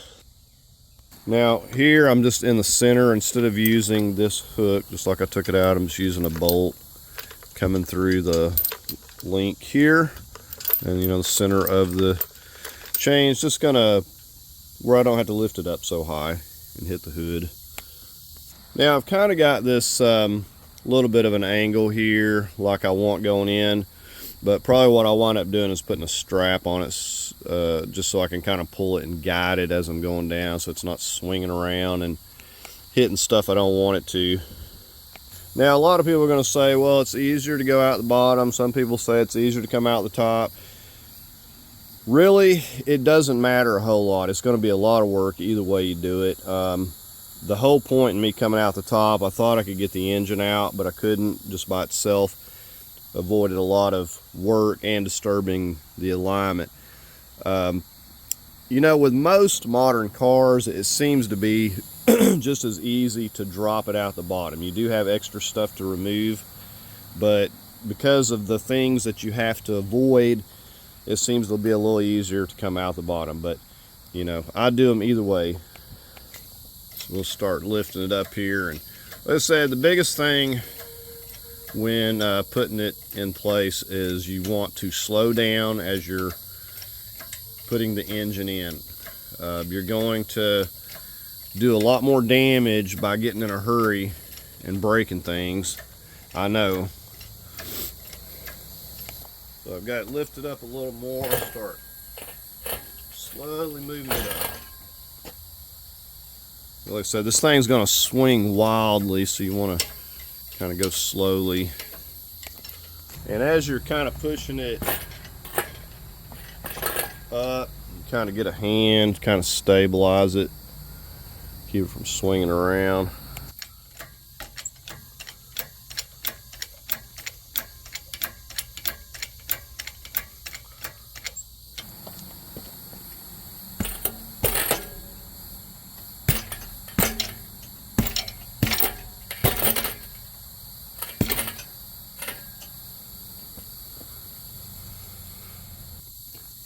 Go up a little bit more. Just going to go up whatever's necessary. So we got it up high enough here. We're just going to start working it back in.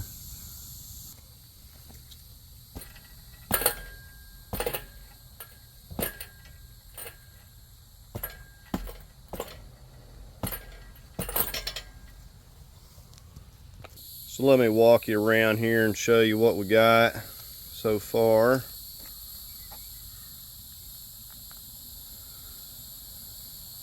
We got the exhaust just kind of pushed over out of the way. We're clear.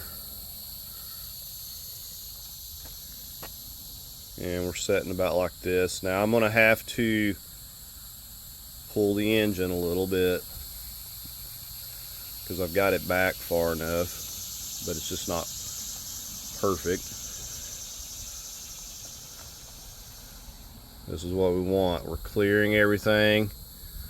We came out at this angle, we're gonna go back down at this angle. So I just, like I said, I need to pull this a little bit. I'm probably gonna get a strap and hook up to it so I can pull it just a little bit. I didn't even need the strap, I just push it over here with my hand, slowly let it down. Now it's like just right there even with this part of the frame. Just show you where we're at here. So we're gonna go ahead and slowly start going down at this angle. And the other thing, the jack is here, and like I said, you could use something else just to set it on, but the thing is it's at an angle, so I need to set this end down on this and get it evened out so I can start hooking the mounts up. But I had to come out at the angle to have the clearance. So I've lifted that up, and that'll provide me with something to set this end on to level it out, and it'll start kind of sliding this way a little bit. All right, let's try to take it down a little bit here. Slowly.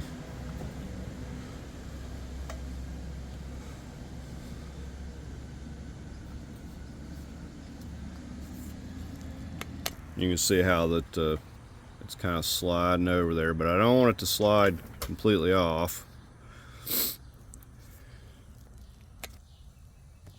So this is working out so far.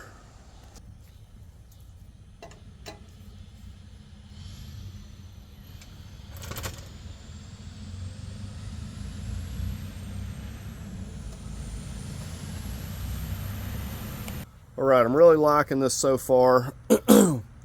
What I want to do is start pushing this back over here and try to get it where I can get the bracket for the transmission mount on there.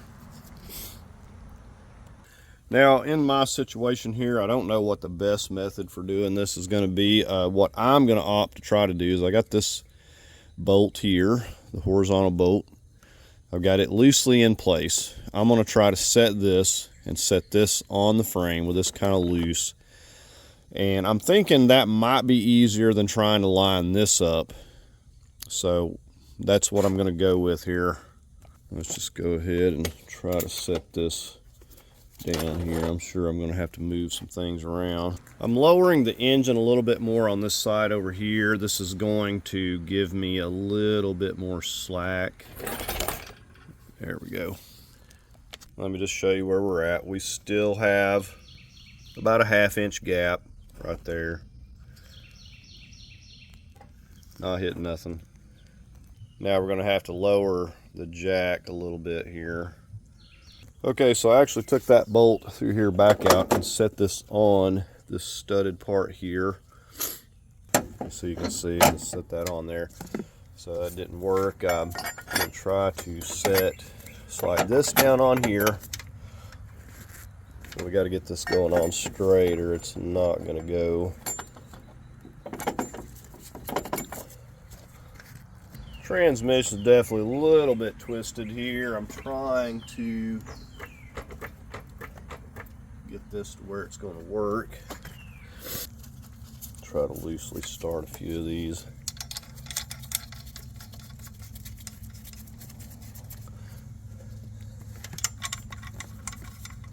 Okay, my new plan of attack, I'm going to run these down a little ways.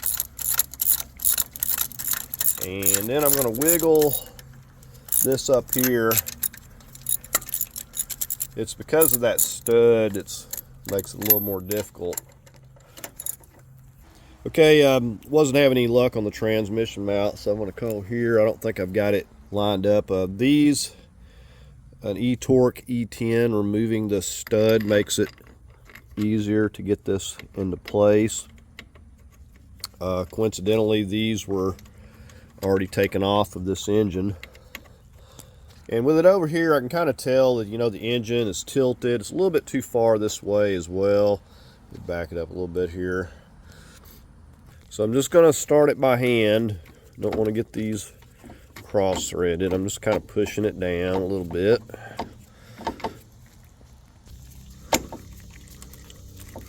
I'm just running these down by hand here.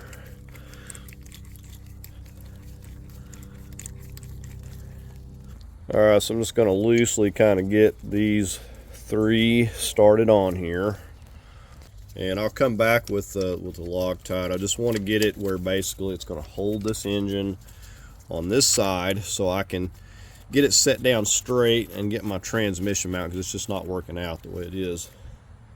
So I just kind of lifted the engine back up a little bit. I'm just running these down by hand. I'm not tightening them. I just want it to be setting on this mount. And I've just kind of moved it sort of in position. I don't have the bolts in yet, and set the weight on it here. Alright, so we're back over here. We're going to see what we can do. These are ran down onto the transmission. It looks like we need to lower the jack slightly. Well, it's kind of sort of in a bind here, so let's see if we can move it around here. Well, it's in enough of a bind, I'll have to take these back loose, I guess. It is just no way, no how going to work.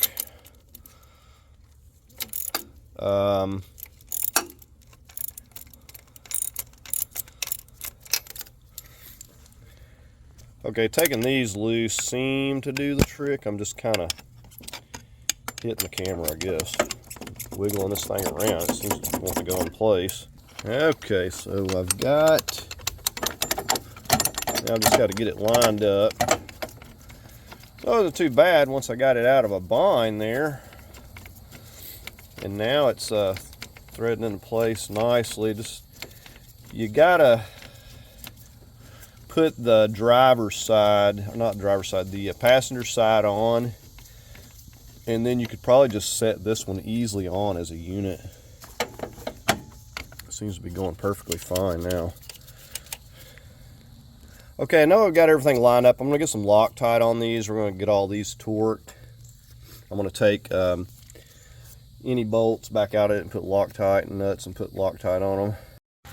Okay, I've put lifted a little with the jack, and what I've done, I looked at the wear mark on this mount, and basically I've just moved the bracket to where it matches up where it was before. So you can see where it was before, and you want to kind of move it back.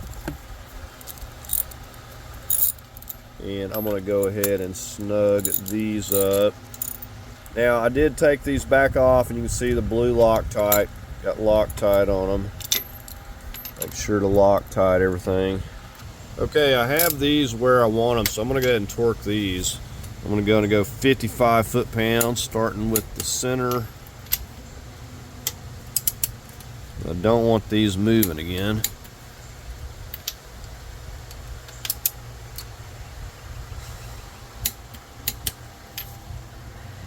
Now, with it on the lift, we should have enough movement to get these in place.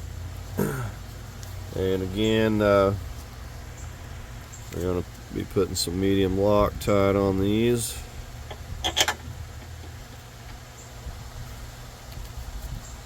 Actually, I'm about to get this nut going on here first because it's kind of twisted.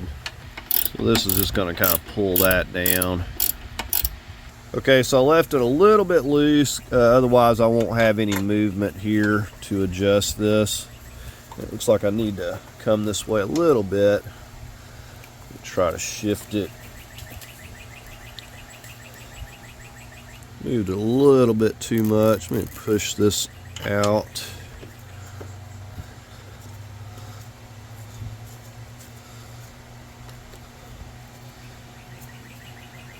So I want to get this where I can thread it down by hand. I don't want to be putting it in a bind and risk damaging the threads.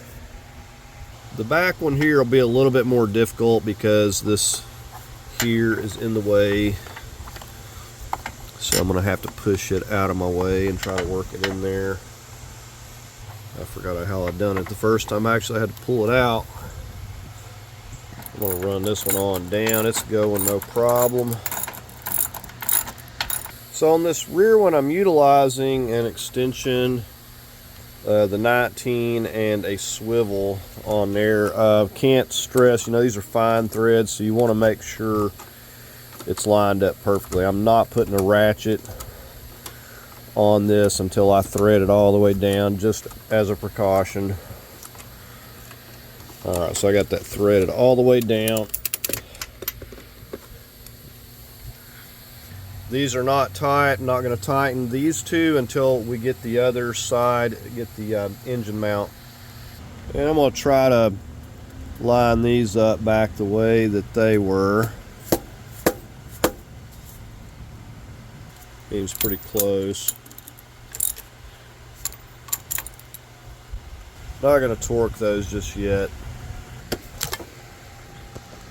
Alright, so I'm going to have to shove this back a little bit here.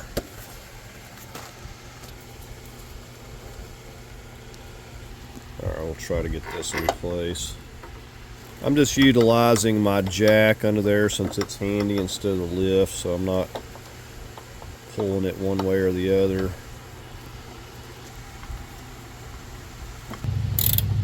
Now I've threaded it a good ways by hand, so I know it's not going to cross thread. Leave that slightly loose. I'm going to start with this one up here in the front, since it's the easiest to get to here.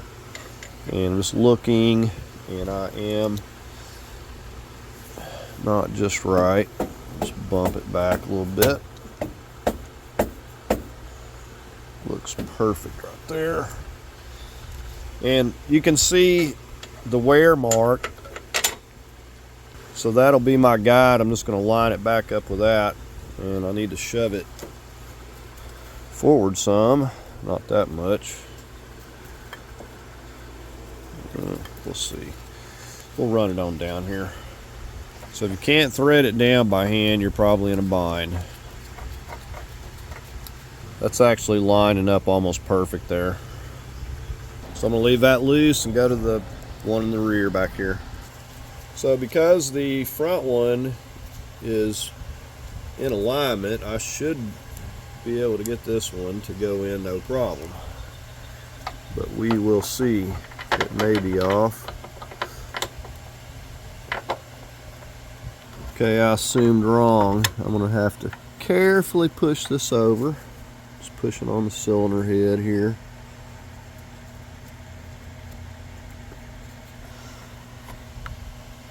I'm going to have to hold it while I get the bolt in there. It's trying to spring back on me.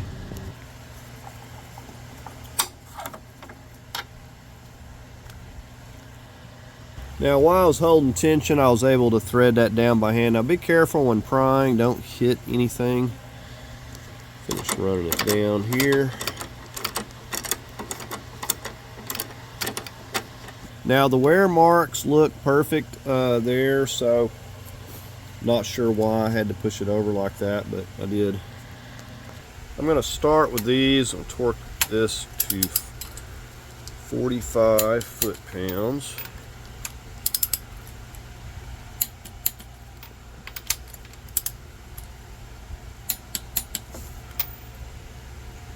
I'm going to take the tension off of this before I torque the ones going into the frame.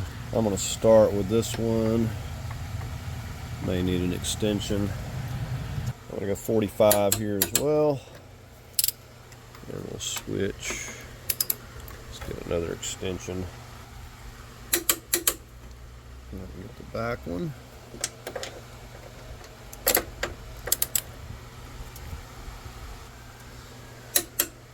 Alright, so I'm at 45 on all those. I'm going to go 45 on this nut right here.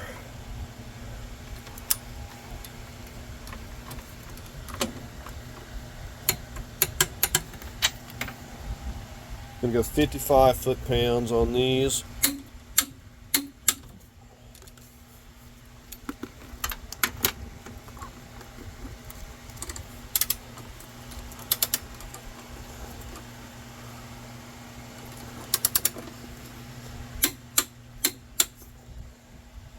Go ahead and put this ground on here while it's nice and handy.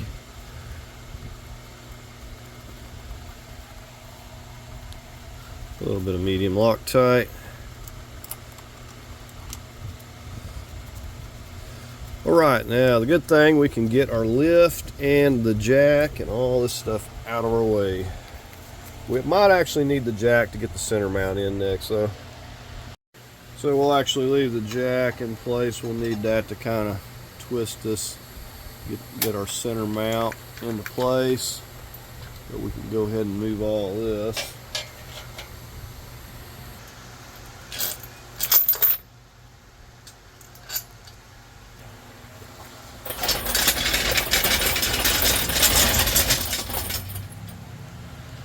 Now this horizontal, I'm going to torque this to 60 foot-pounds.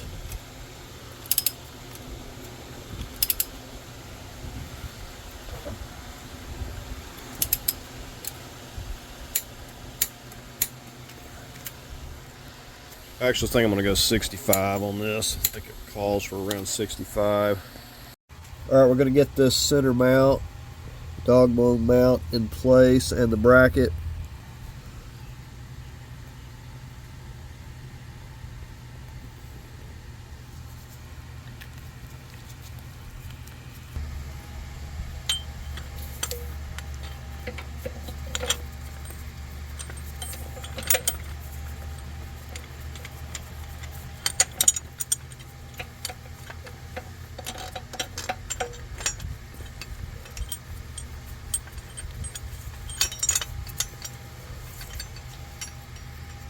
Alright, we're not going to tighten these just yet. We're going to slip our dog bone mount from up above.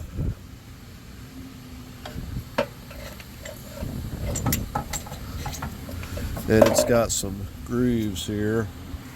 It has these on both sides here. I think I've got it around backwards, and I do.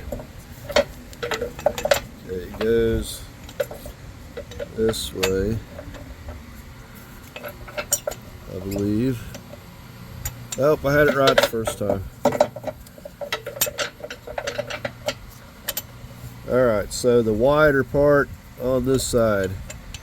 And now, so I've got this loose, so I'm able to get this in here without it being difficult.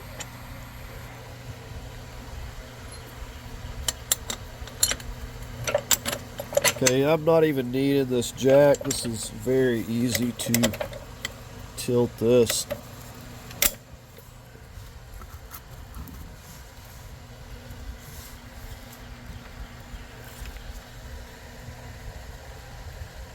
Got some medium Loctite on there already.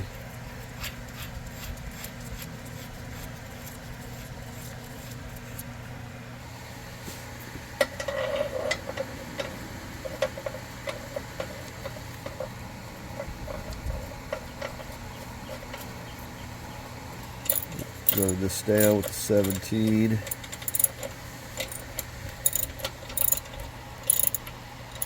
Okay, now before we tighten this one or this one, we're going to go ahead and finish snugging these down. This was just left loose to be able to slip that in place. I'm going to torque these to 45 foot-pounds.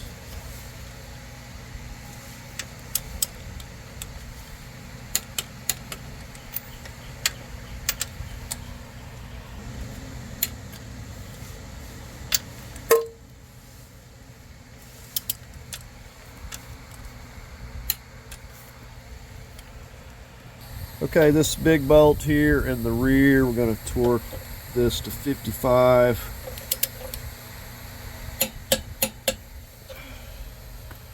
Now we're going to have to hold the 17 here while we torque over on this other side. Now I'm going to torque this to 55 as well.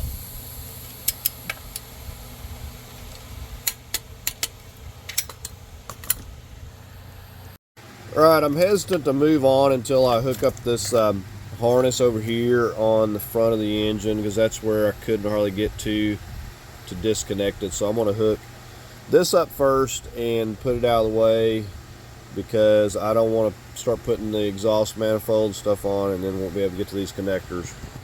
So I got to figure out how this was running.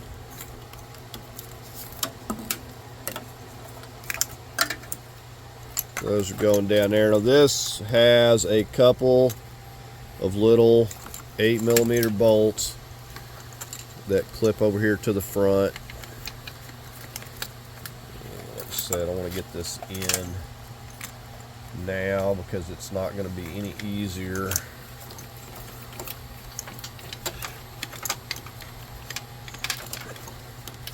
Alright, let me see what I've got here. So it's quite difficult to even show you anything here. There's one of them.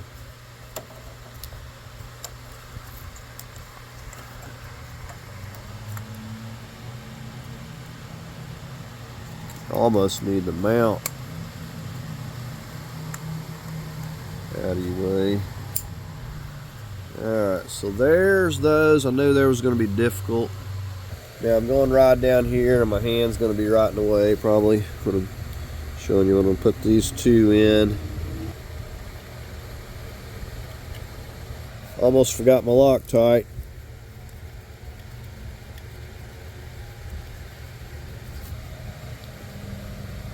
And the lower one there, you won't be able to see me putting that one in. Now that one is easier to reach by reaching your arm up under here and working it in. Alright, snug those up. And this is where marking stuff pays off because I wouldn't have remembered where this routed.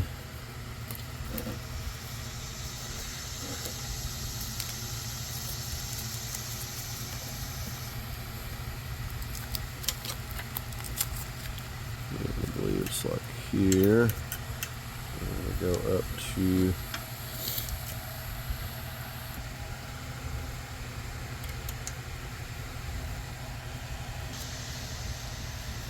right now. I'm going to hook these up because I know these were also difficult. I'm going to go ahead and get a crank sensor, and then this clips right in here. Keep that wire out of the way. Looks like our oil sensor. This sensor right above that.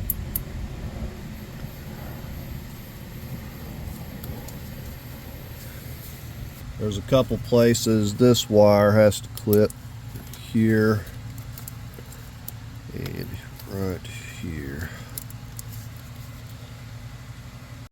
Alright, I think I'm going to get going with the exhaust manifold. Got a new gasket here. I wouldn't even consider putting this in without a new gasket. So both of these look to be the same. Both sides, that is.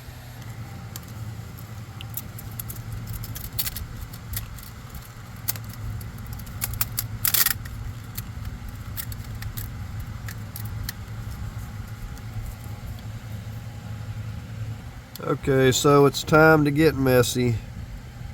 And it doesn't take a lot of this stuff. It's just going to burn off. Alright, I'm going to start pulling this exhaust up into place here. Or exhaust manifold.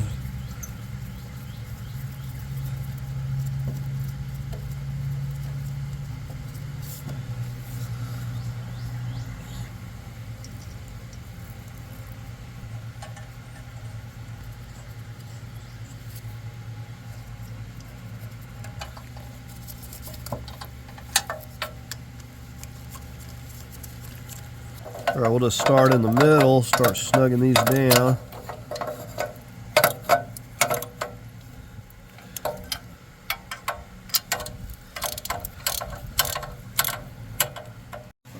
Alright, we're going to be torquing these to 35 foot-pounds.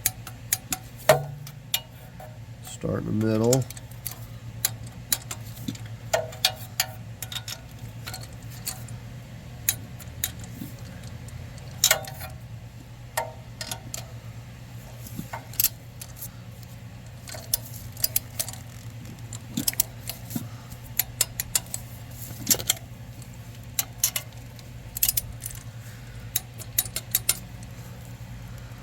Okay, down here at the engine and transmission, this is where I took this out as one piece. this little bracket, but I left these bolts loose, so if it has any adjustment, but this is going to go in here.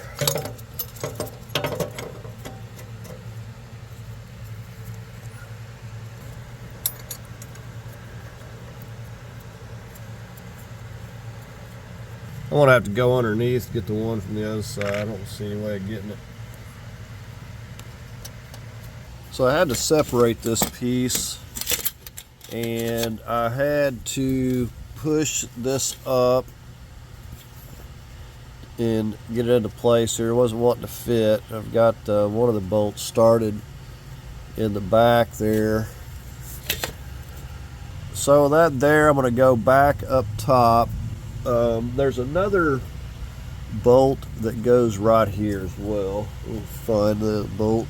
Now the way to do this would probably be kind of putting everything together at once and then torquing the exhaust manifold, because I might even have to take it back loose to be able to get these upper ones. I'm not sure yet. So here is the other one that goes just right beside that one.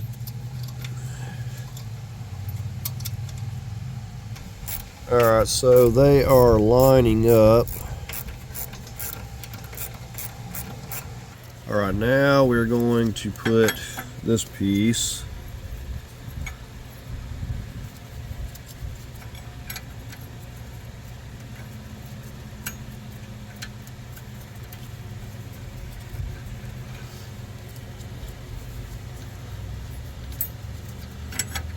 got the little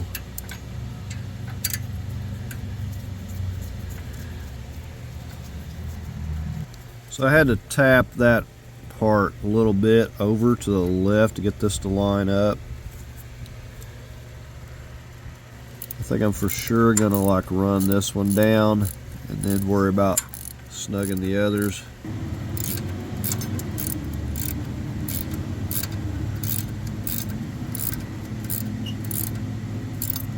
So I'm going to finish snugging this one on up a little bit, and I'm going to go under,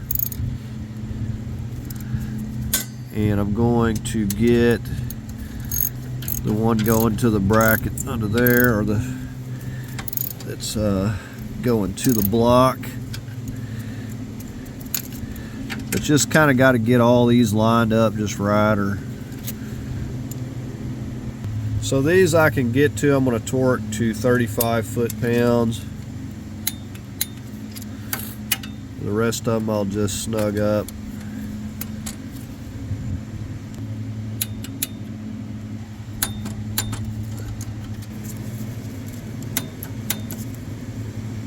Just going to snug this tin up. So I should have probably put the brackets down, torqued them, and then did the exhaust manifold, but I was thinking that I was going to have difficulty doing it that way. So I'm just going to take a ratchet wrench and snug these other ones up. Got two, got this one and that one, and then this one over here. And I like to just get this exhaust and everything out of the way first. It's just gonna, I don't like crawling under here. So I want to get all of the exhaust, the heat shields and everything under here out of the way, and then I'll start working on other things. Get these two here snugged up. Now this has a little crush gasket. You can't really see it on the other side. I'm going to push this back though.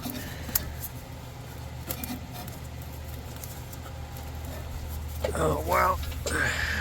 Alright, I had to get a better hold on it there. Alright, we got this. Now this slipped off no problem, so I'm assuming it's going to go right back on.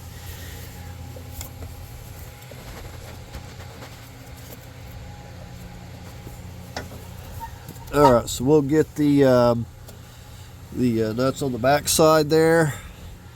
Get that snugged up.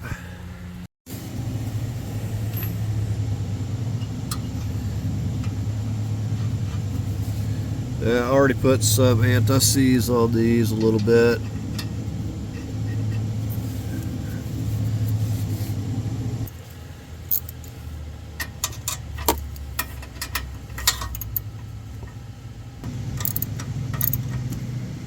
Alright, I'm going to go 35 on these.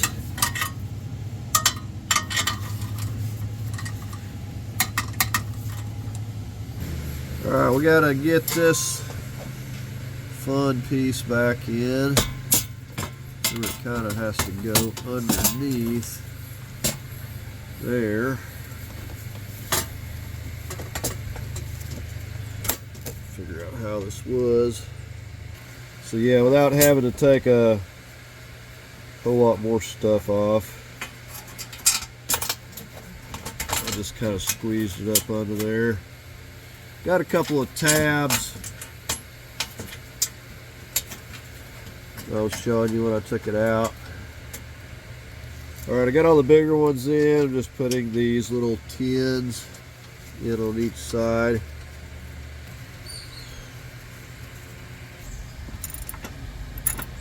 Alright, I'm going through and torquing these to 25. I had to take those tins back out because I can't actually get under there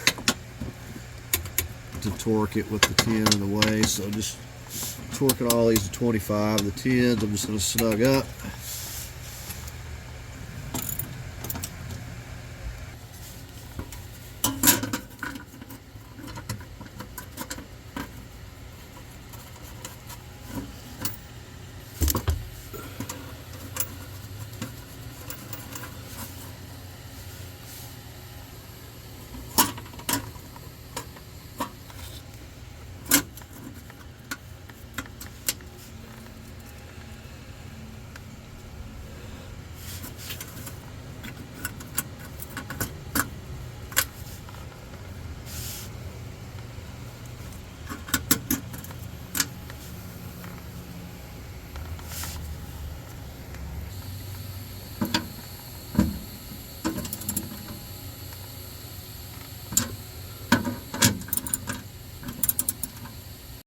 Alright, I'm going to get this heat shield in. It's kind of coming from this side.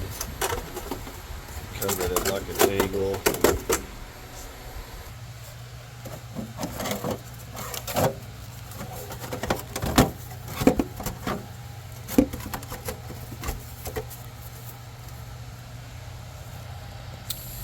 And even though it's messy, we're going to get a little bit of this anti-seize.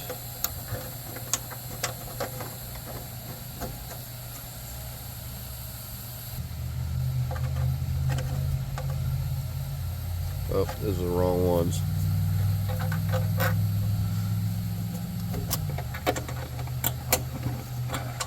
That is where the O2 sensor wire goes.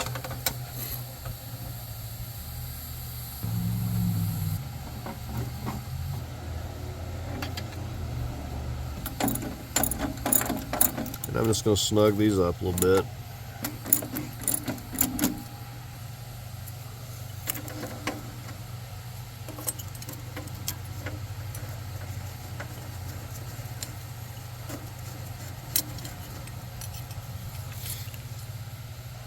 I'm going to torque this to about 35 foot-pounds.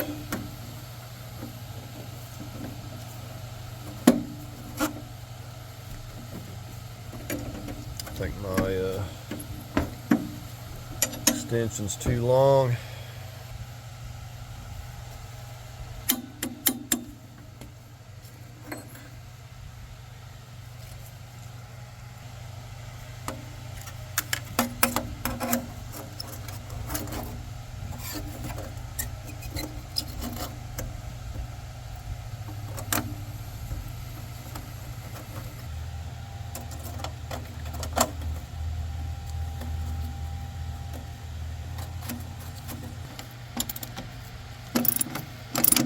When I did this earlier, I got this one in the wrong place. It's supposed to go right up here. It's got a spot, if I can find it. So yeah, right up on that side. I didn't notice until I went to put this on here. This wasn't going right. This is supposed to clip here. Just like that. I'm going to snap that O2 sensor in. So I'm going to get started. I've got to replace all these hoses, these heater hoses we're going to get started with back here. Now, as it turns out, these heater hoses aren't real easy to find. I think it's pretty much a dealer-only item, and they're pretty expensive. From the ones I've seen, I think they're like $100 a piece. So we got some 3/4 diameter, which is what this is. And this actually may be a little bit bigger on the outside diameter. We can take a look at it here. This is some pretty heavy duty looking stuff. So anyways, we're going to cut a section off to match. I've got 10 feet of it here. So we're going to cut a piece off to match, and we're going to mold it and do what we got to do. Now this is only $30 for this 10-foot roll, so these were like $100 a piece, the ones I found from Mazda, so I'm not going to be going with that. Now I've got all these hoses marked because I know that I would forget which end and what went where, so I took the time to mark everything. Now this has this foam protective piece here, but it's not really a big deal. I can either slip it off or I'll cut it off, which would probably be easier, and just tape it back on the other one. You know, I think because this is a straight roll, the better thing to do is get it laid up here on the car and kind of hook it up and just see how it's going to work. Okay, and remember, you can always cut more off, but you can't add it back. So we're just laying this up here. And I'm going to try to sweep it so it's not going to try to kink. Over here is the only spot it's sort of wanting to kink, if you could call it that. And then this comes around, hooks right there, so we'll just kind of cut that about in here. Now, said I don't have to run it exactly how they had it. My goal is that it doesn't kink, so if it's set somewhere different, then I don't care. This right here works out perfectly. It sweeps nicely this way and up to here. So I'm going to this top one over here. So now we'll try the other one, see what kind of luck we have. So the other one's going to connect to this lower portion right here. Now the other thing about this is, like I said, this had stop leaking oil contamination, so I'm replacing everything. This I cleaned out, but the heater core is going to be clogged and contaminated. So for now, I'm just going to completely bypass it. I'm just basically going to hook my hoses to this, and we're not going to connect to this with the little U-pipe until I get the heater core replaced. So the next one, I'm going from the lower over here to right here, and it's going to sweep nicely into this. I'm not going to have any problems here. Okay, I'm happy with this for now.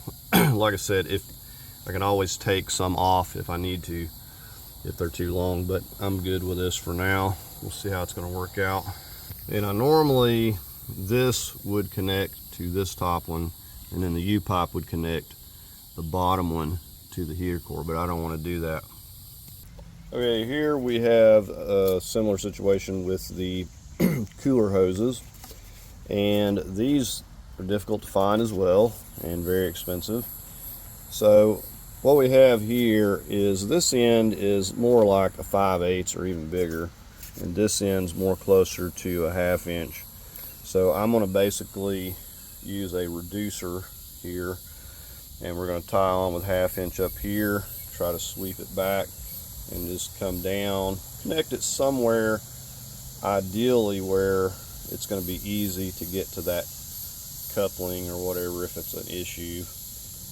All right, it looks fine up there, so this is going to connect down here to this one. I'm placing this cooler too.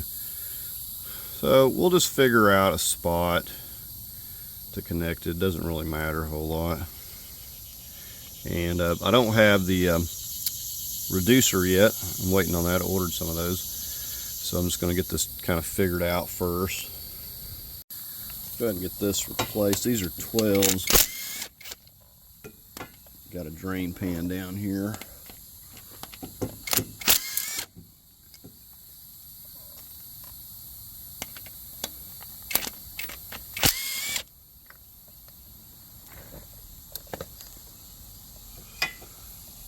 All right.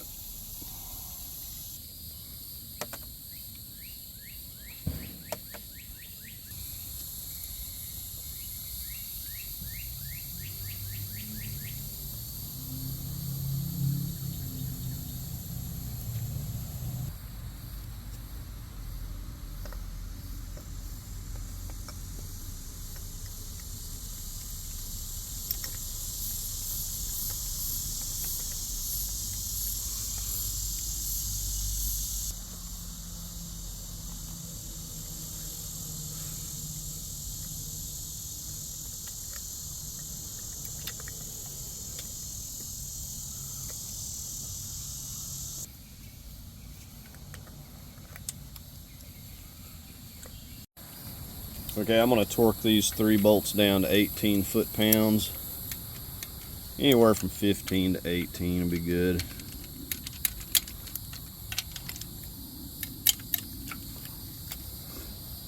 Okay, we're going to put some of this stuff on because I need to know exactly how things were before to make sure these are going to be routed right. So I've got the old ones as a guide, and they were just basically running kind of through here, but I think some other things were connected first. We'll just start up at the top here. We've got everything marked.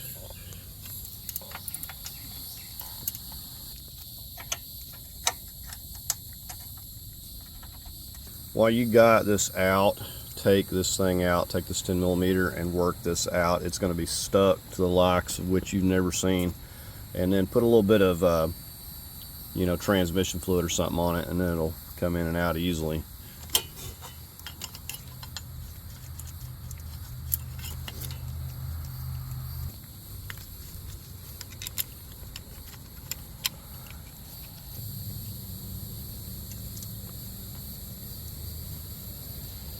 Just mocking this back up here to look at it, and there's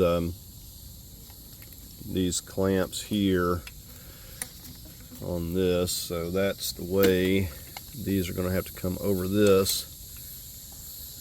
So initially I'm thinking of just putting the reducer here. This 1/2 inch fits into this better, so that's what I'm thinking about going with.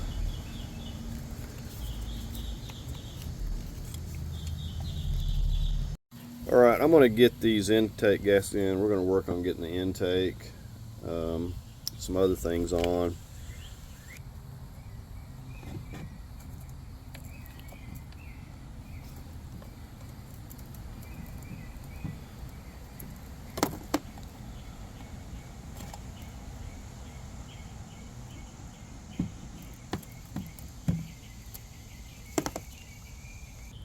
I was wanting to wash this thing out, but I didn't get around to it, and you have to allow it time to dry.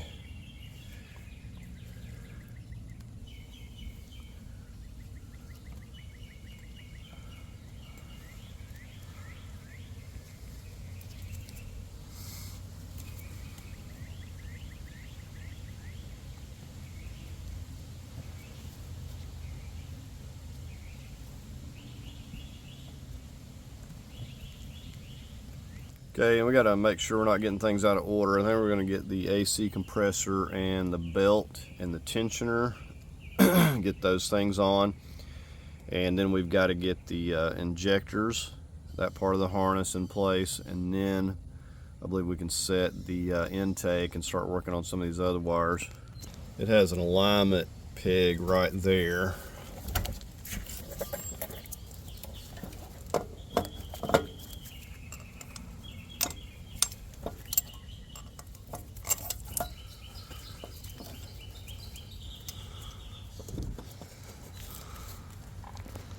Well, it actually has an alignment peg right there as well. So both of the top ones. There, we'll get our lower ones in place.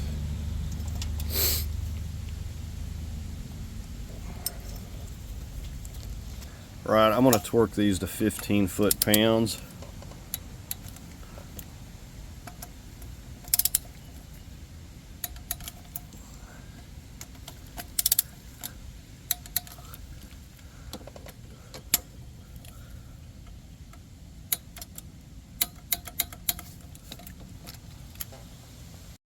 So I'm going to try to work this tensioner in, and I actually somehow managed to lose the bolt for this. I looked everywhere, but luckily I keep a huge bucket of bolts and found another one. So this is a 12 millimeter headed bolt. Slide it into this area right here. I'm just kind of sliding that part in there, and I'm going to just loosely get this bolt threaded. And you know, you should have like an inch, 3/4 or so thread, and that's what I've got, at least I think an inch. And I made sure that this bolt wasn't going to bottom out because I do not know how long the other one was. I said I'll find it most likely when I'm done getting the engine all put in. It'll be somewhere I never suspected. All right, so I've got that loosely started by hand. Okay, now what I'm going to do is kind of tilt this like up and back.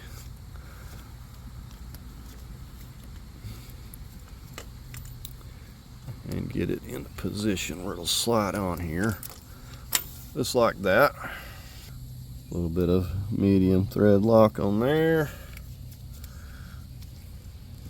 Okay, now this just gets the little 12 millimeter nut back up top there. All right, just snugging up that bottom with a ratchet wrench.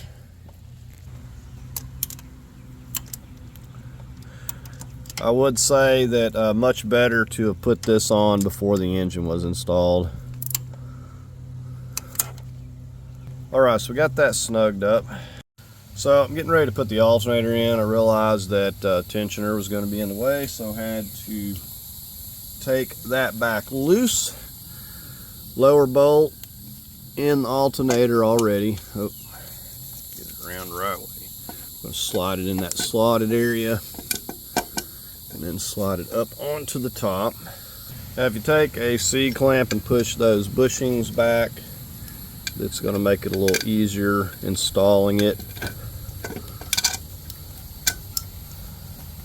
And of course when you pull it down, it'll pull them back tight again.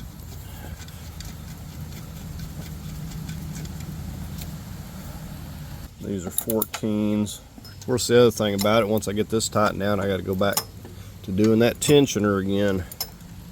Honestly, having both of these on the engine minus the AC compressor, it still would have went in place just fine and been much easier. I'm going to torque these to 35 foot-pounds. And I'm getting the lower one click at a time. Yes, you know, it would have been easier to have done this before the AC compressor as well, but you know, it's just how it is. You're going to get things out of order. All right, finally got it. All right, now I get to try to get the tensioner back on here.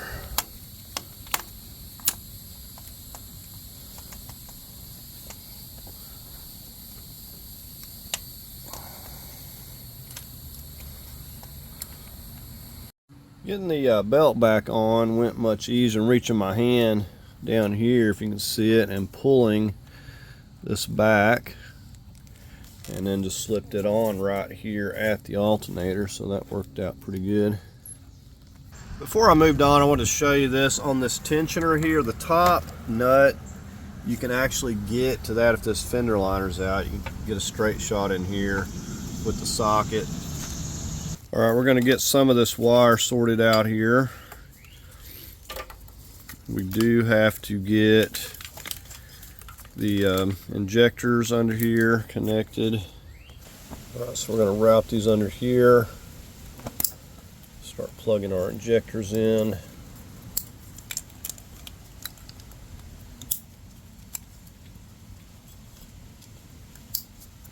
Our knock sensor here. We did have a clip for this that had it clipped right here.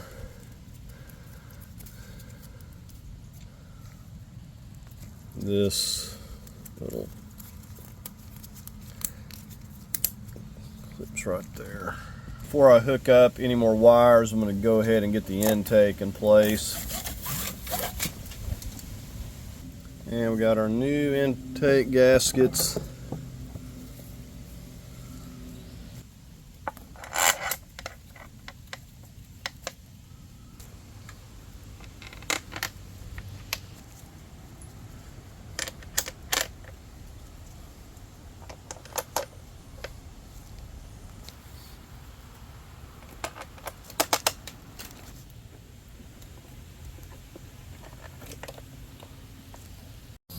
All right, now we're going to torque these to 15 foot-pounds.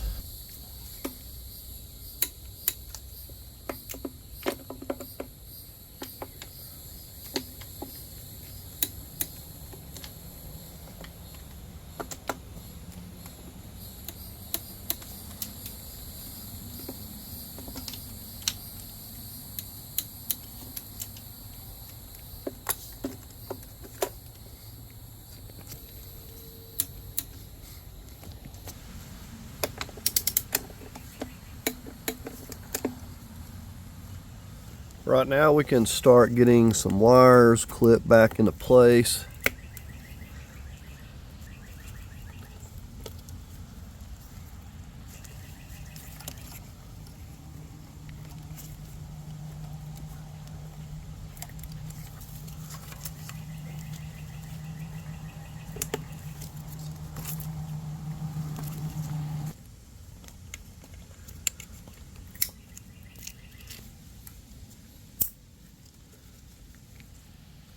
All right, I'm going to go ahead and put this bracket on.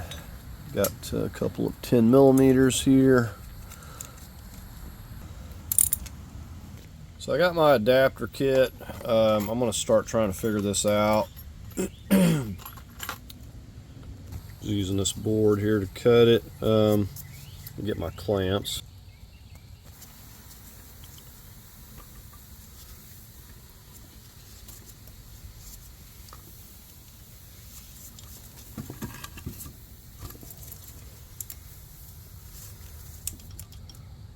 And I'm going to take this one and see how this is going to work.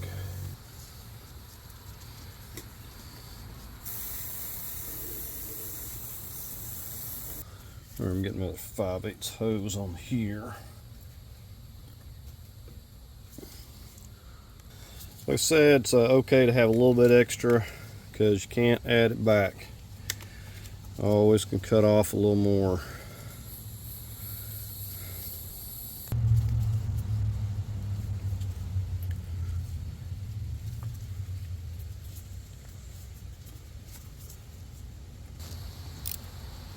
Alright, so got these all secured. Got the right one going to the right place. Get the tape off of this vent. Alright, I'm getting the clamp going to the water jacket up here. Now, these clamps are a little better than the ones that came with the little reducer, so I've got some more of these if I have any trouble out of those clamps. And here's the other one back here, snugging this up. I'm probably going to figure out something to put on these so they're not rubbing on one another, and probably tape that on there.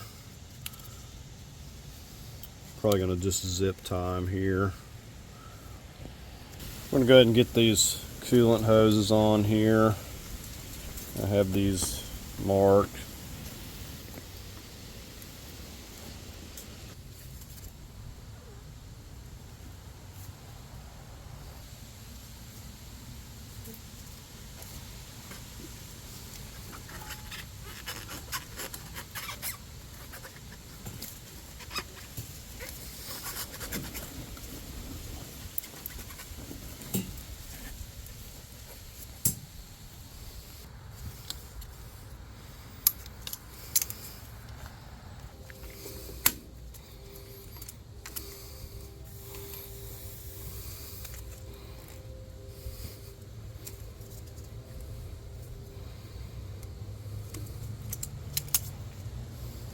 I'm going to go ahead and slide this shifter cable back down while it's handy.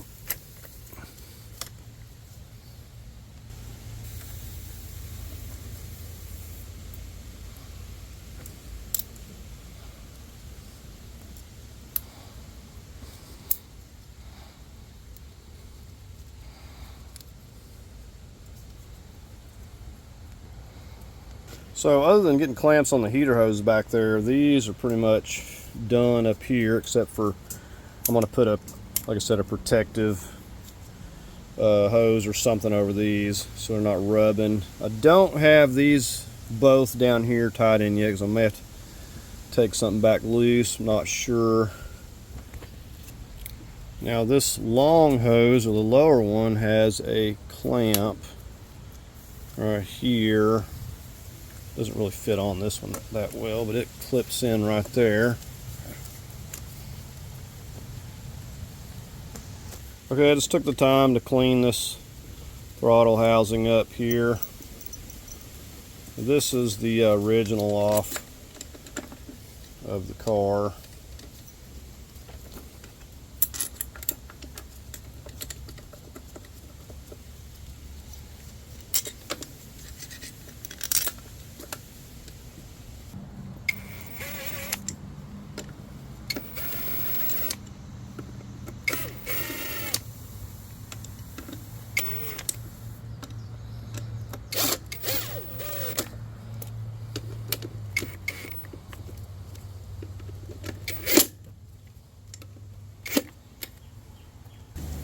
Just tighten this down with a little micro ratchet. Don't want to overdo these.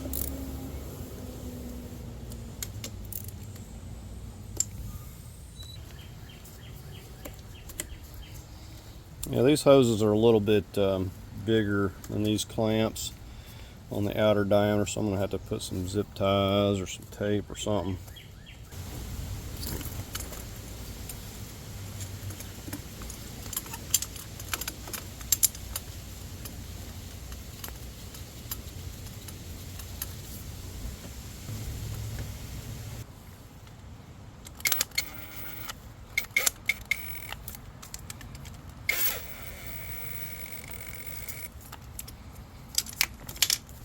Right, I'm going to work on some more wiring.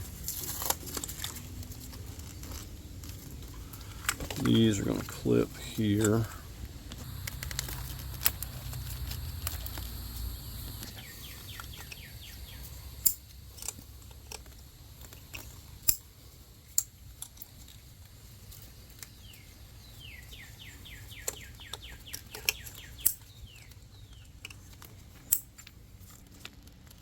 Had to take these two hoses off, pull this hose loose, because this has to go back in behind the throttle housing, and it has to clip back over here on this bracket. I also have a ground, so if you can see where I'm going, clip it right there.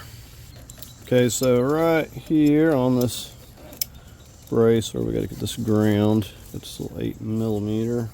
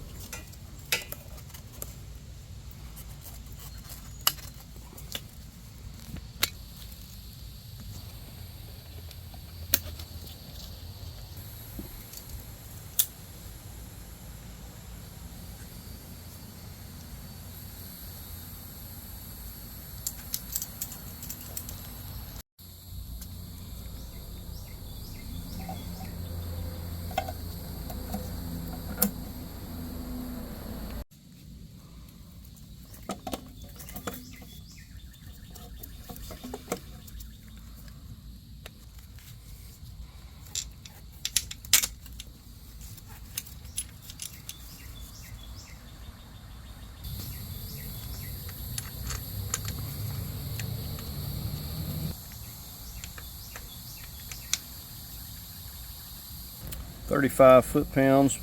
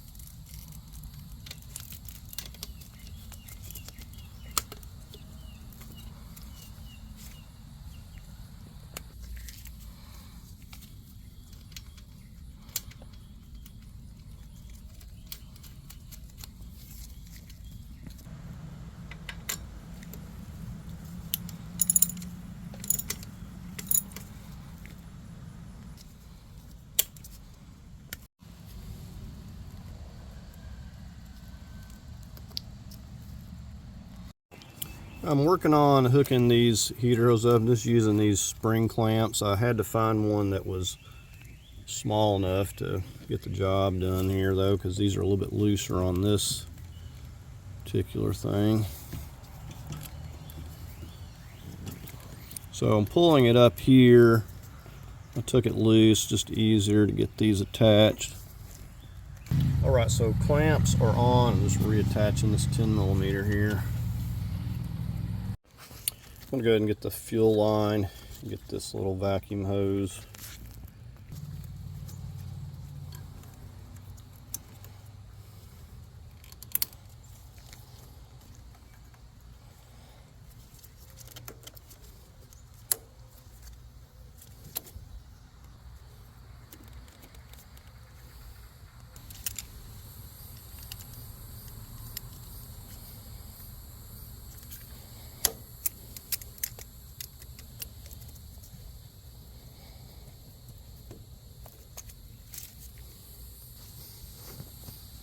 Start with the tie rod to get this off.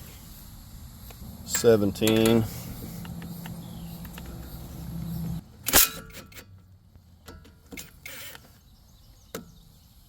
I've got the nut ran up there flush.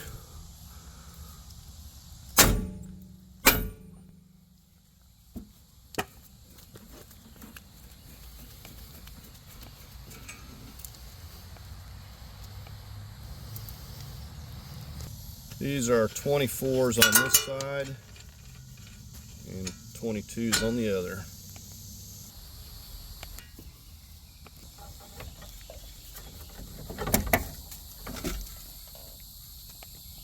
The pinch bolt is a 14.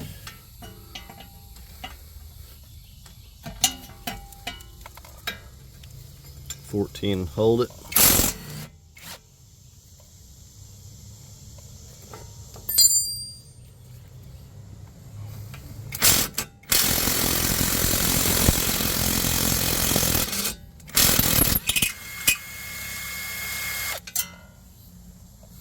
Break all that rust free gently.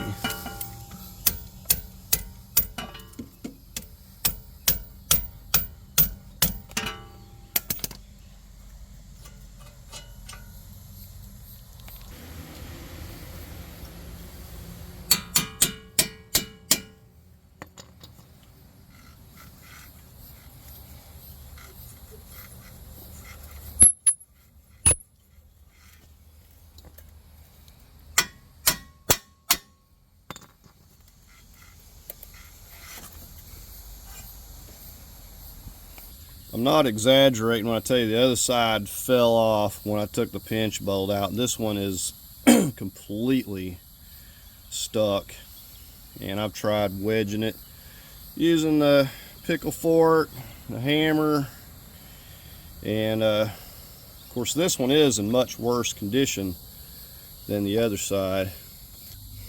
We're making a little progress.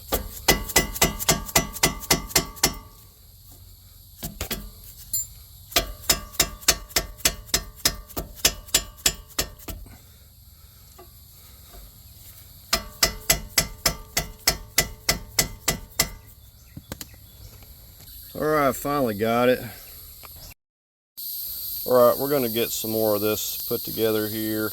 Now, I wasn't liking the hoses the way they were, so I actually just got some 5/8 and ran it all the way up and used my clamps that I had on there, and I think it's going to clamp it down just fine.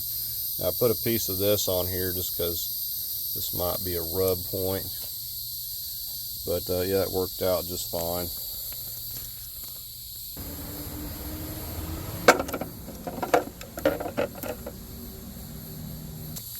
I'm just going to loosely get these in place till I make sure that I don't have things out of order. Start kind of laying everything out.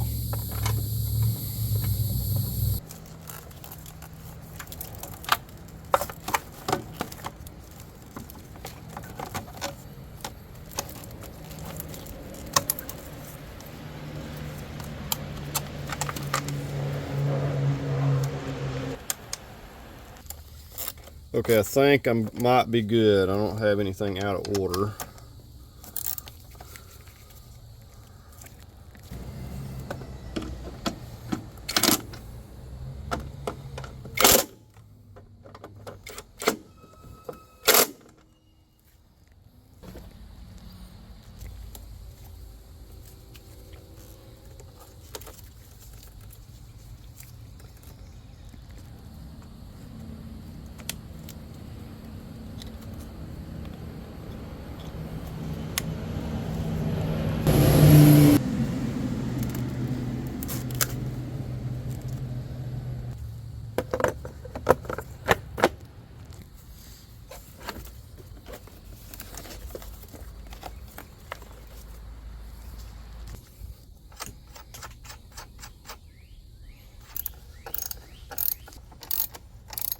So this wire is supposed to go behind this, so I had to take it back loose, redo it.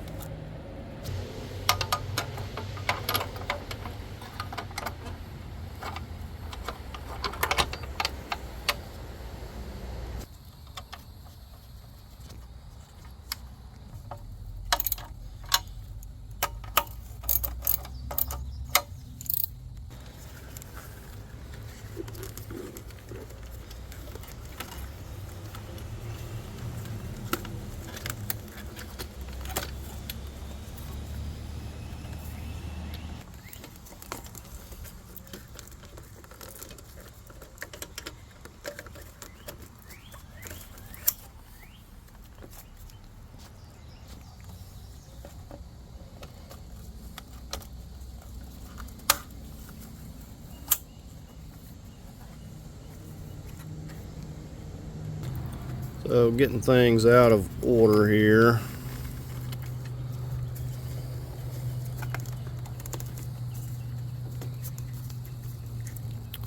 Something doesn't seem exactly right about this connector right here. I've got something not exactly the way it was. Stick this MAF sensor back up here.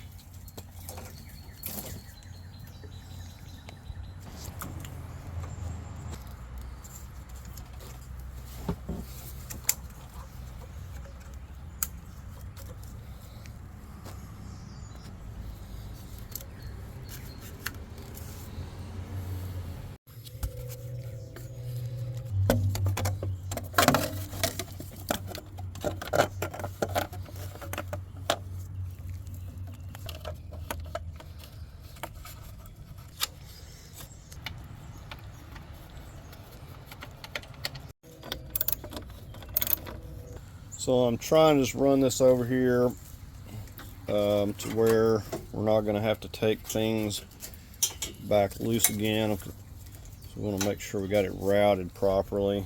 Now this wire I know clips right here, but it's possible we can get something else out of place and have to take it back loose.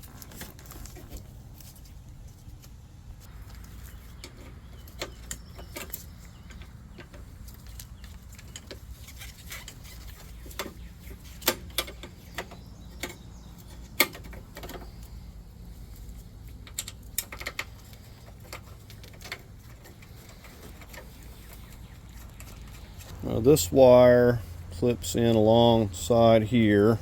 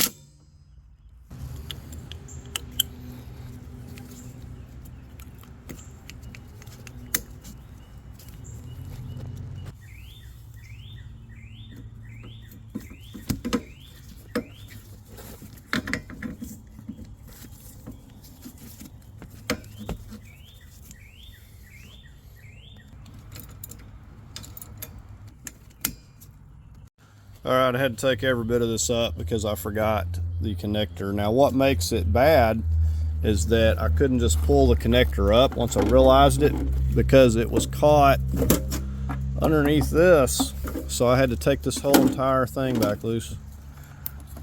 So don't forget your connector.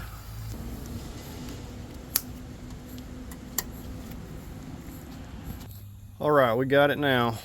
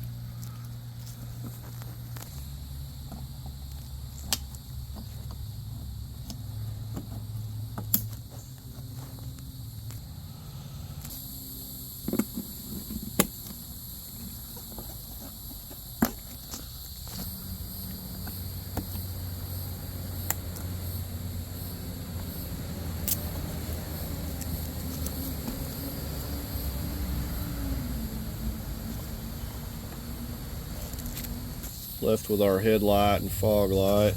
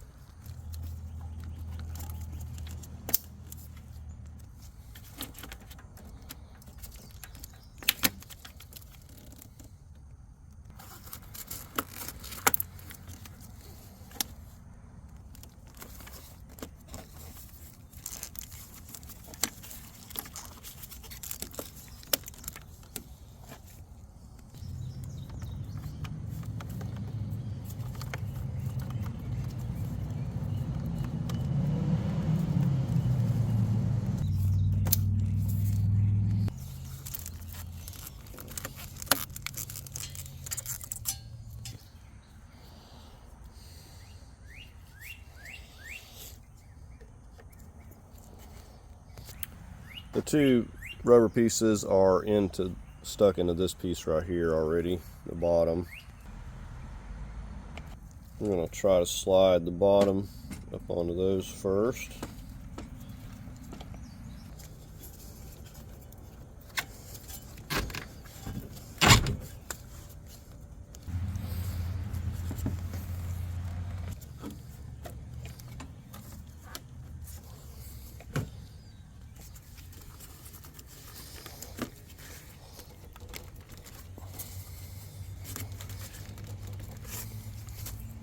It'll lift up a little bit and it'll push right on.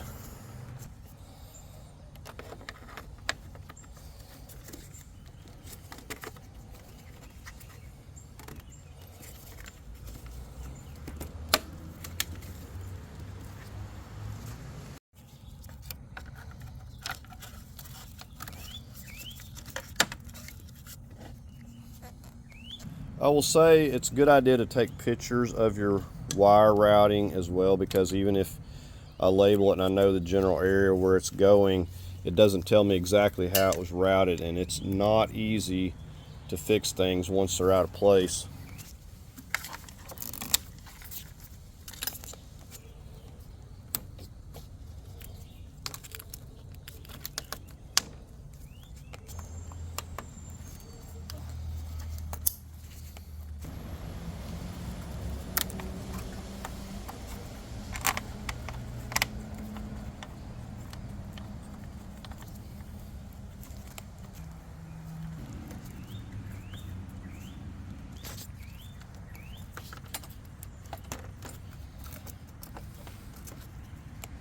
I'm going to wait on the rest of this. I still got to get this ran, and we need to get it kind of supported here. Basically, this is going to snap back up in here underneath this. We might actually have to get this connected because it may be more difficult with this on.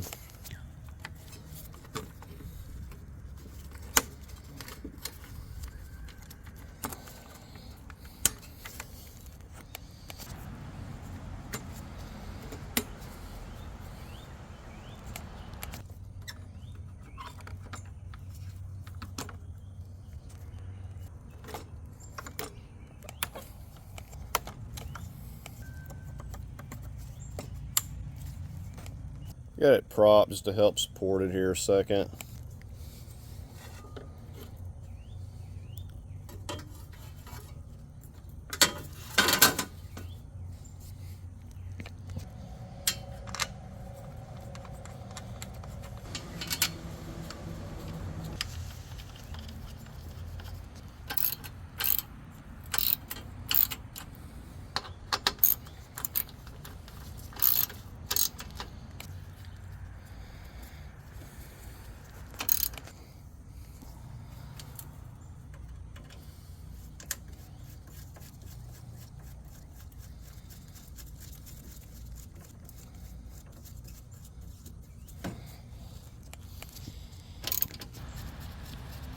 I'm going by the wear mark with the washer. My mark I put here wore off. I should have put a better one.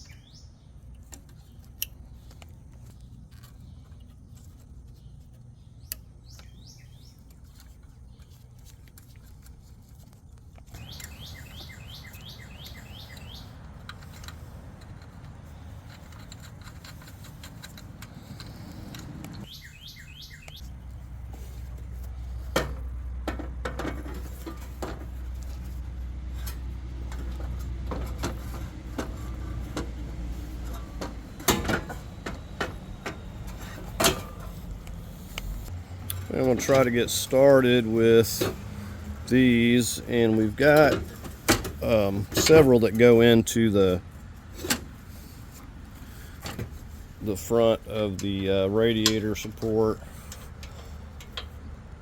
So the trick when you're sliding it up, you got to get it under these two as you're getting this bolt in.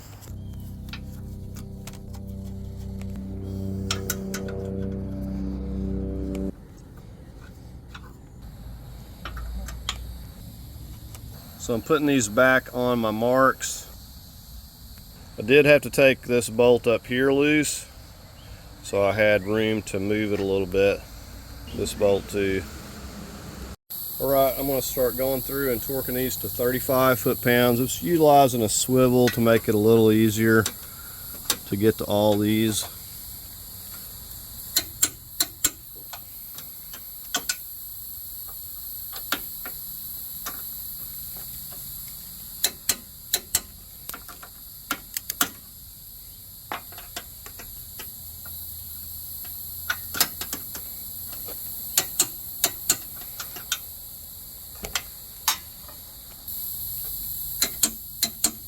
And we'll just get the other side.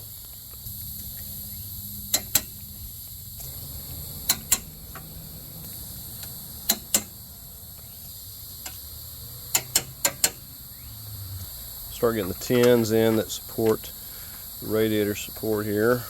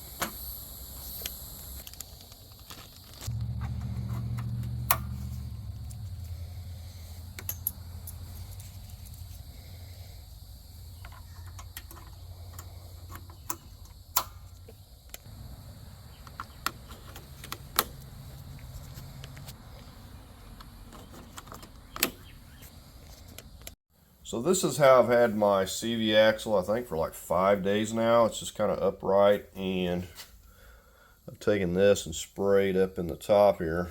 So I really want to salvage this. I mean, it's you know, the original Mazda CV axle and the bearing, and I'd rather salvage it if I can, because, you know, good quality.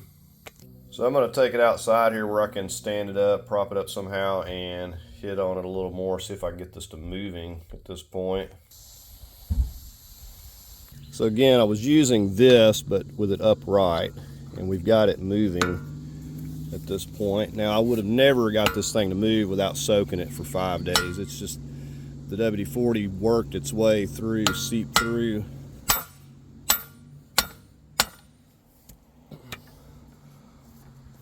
So I've got the nut knocked all the way down flush, so I'll have no problem removing it the rest of the way. Threads are fine.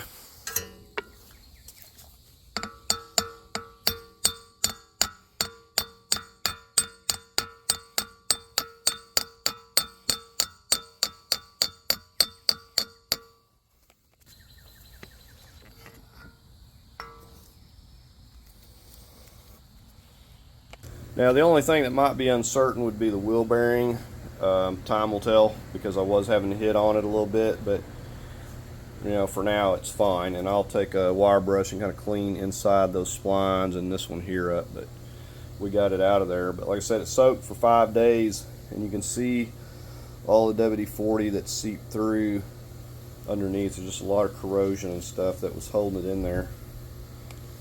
All right, we're getting ready to install the new control arms because of the ball joints bushing, or the boots were completely torn. Now there's two reasons you don't want to just put a new ball joint in here. This is the first reason. You see that the rubber in there is split and tearing. And the other reason is this right here. Now I tried previously to put a ball joint in, and they were actually a thousandths undersize after I pressed it in. Didn't realize it till it was completely loose. So I don't know if they even make one the same size as the OEM or slightly oversized. If they did, you might could get away with it, but probably not worth the risk.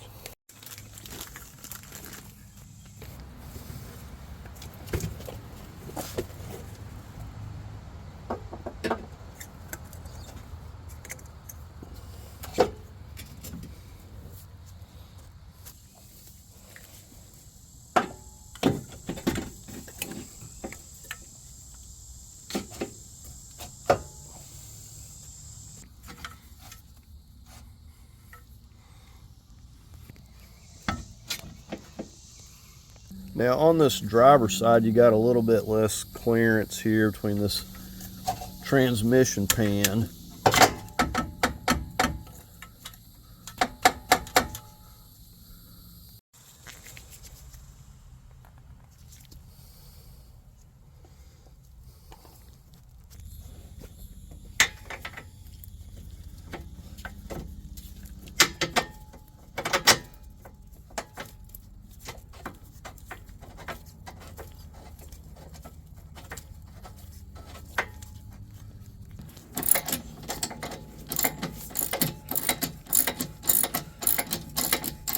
Just going to run this down. I'm not going to snug it up.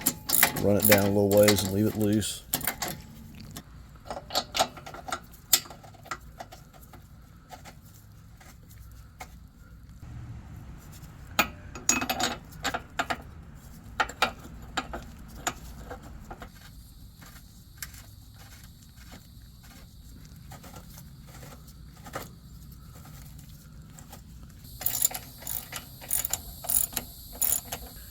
And this should pull it to ride height, and the way I see it, if this bushing, or if the other one up in the front, horizontal's not at ride height, then neither is this one going to be, so it's going to be wearing it. So I'm assuming that it's pulling it to the ride height. So if you want to wait till you put weight on it to torque it, be my guest. But I'm going to be torquing these like this. See, on the passenger side, we got a lot more room to get in here and tighten it and stuff.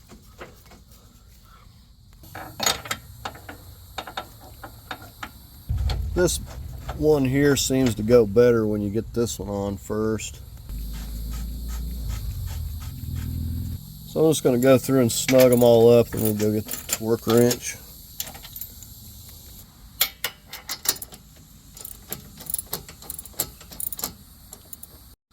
All right, we're going to torque these back here to 110 foot-pounds.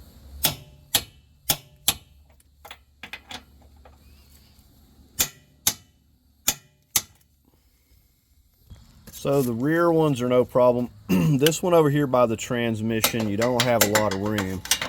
Now I was looking up, and this was calling for like 180 foot-pounds, which seems to be insane. And just to give you an example, my four-wheel drive truck and its massive control arms were calling for 150 foot-pounds. And so the best I was able to do here was 140 with this swivel, and that's just what it's going to have to be. But I still think that 180 is insane.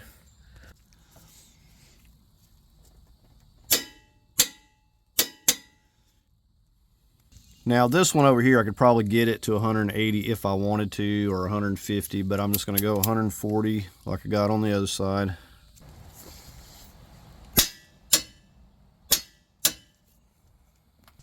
Alright, so there we have our nice new control arms installed. We just got to get everything else back together. Alright, we'll get our CV axles in here first.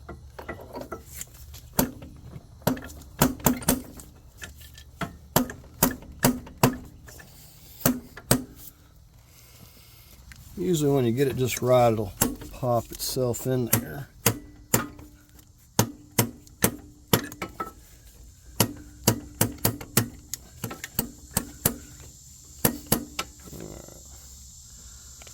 And if that doesn't work, I switch to the rubber mallet.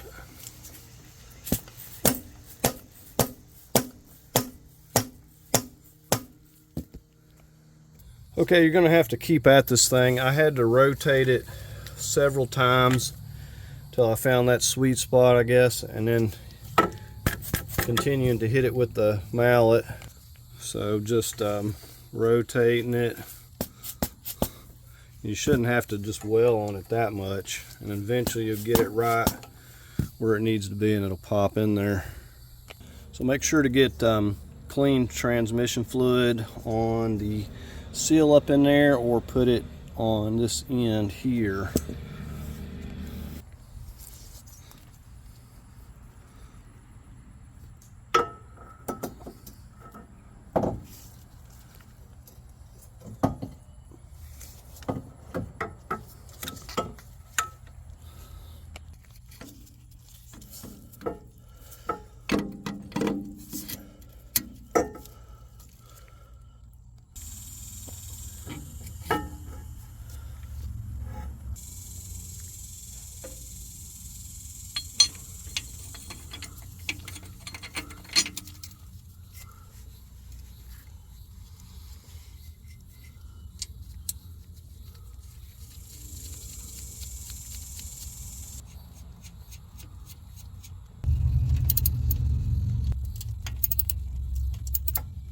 I'm going to torque these to 25 foot-pounds.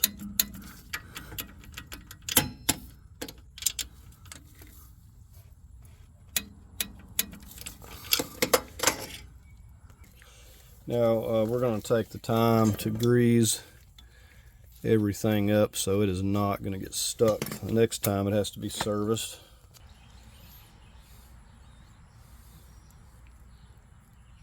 Same for the ball joint.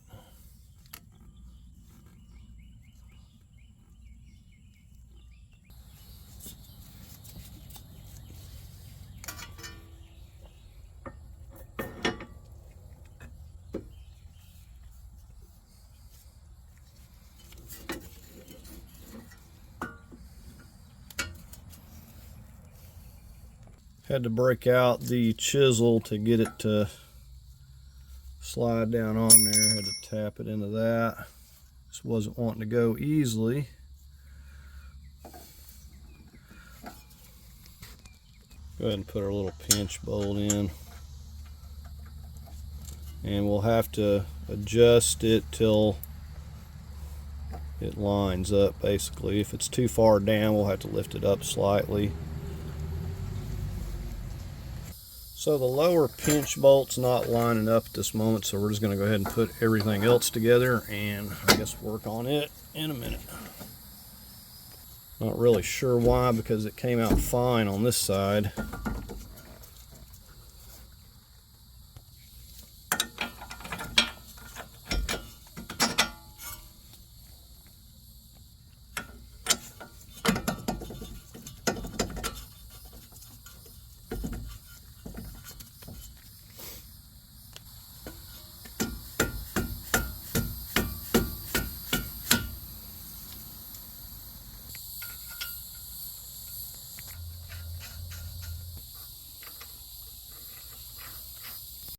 Okay, so I just wanted to show you what I run into, because I had something similar happen like this on another Mazda, as it turns out, as a Mazda Tribute. But for some reason with these aftermarket ball joints, they make them sometimes where they don't, basically the little groove, you can't push it up far enough. There's a lip or a step on this. Anyways, you have to take my word for it. There's a lip on this the ball joint. You cannot push it up any farther. will not fit into this. So it leaves like a little bit, you know, of a step or whatever, if you will, because the groove's not up for them. So what I have to do is go in with a little round file, because if not, you're going to just destroy your bolt going in. And I had to take off that little bit of a corner to get it to go through there. And you want to make sure and blow it out good. But I'm sure if I ran into this, somebody else is too, because you know, these aftermarkets, they just don't make them exactly right. If they would have made the step down a little farther, you could push it, you know, but whatever. Yeah, I took the corner off and now it'll push through there. So these are the fun things that you get to run into once in a while.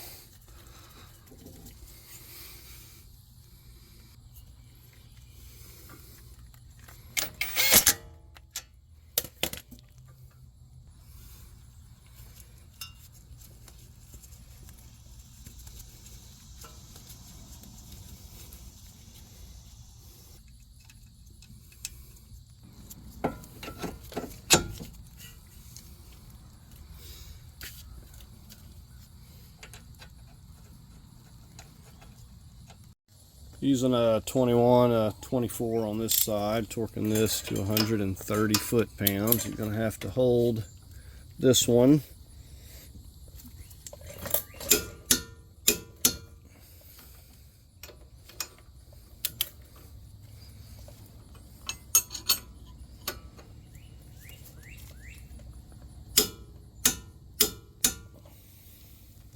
All right, we're going to torque the pinch bolt to 40 foot-pounds. I'm going to tighten this tie rod here to 30 foot-pounds, and we'll put the little cotter pin back.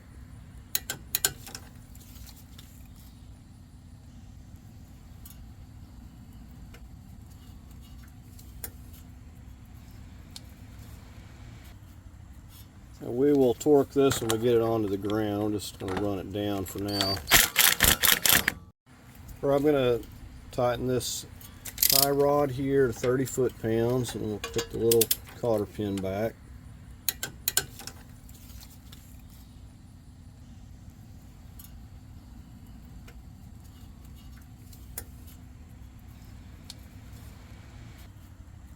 And we will torque this when we get it onto the ground. I'm just going to run it down for now.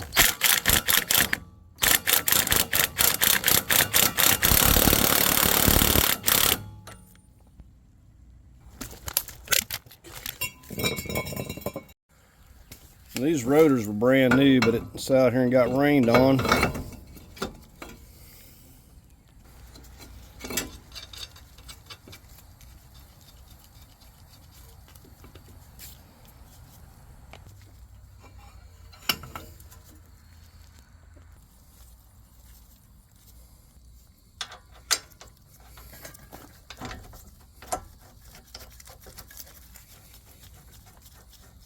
All right, we'll torque this to, or these to 80 foot-pounds.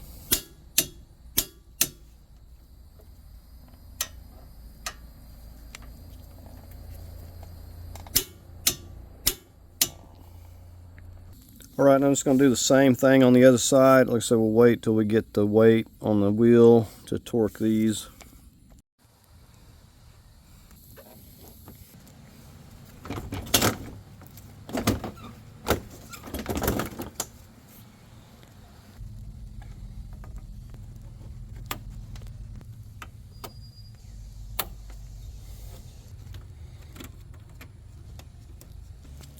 I think this is the one that goes here.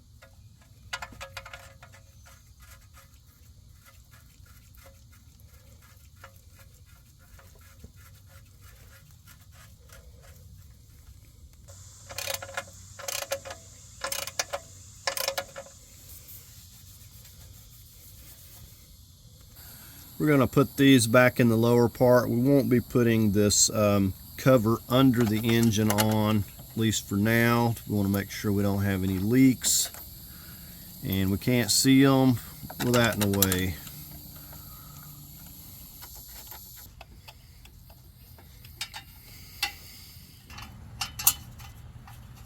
All right, we'll just get all these snugged up.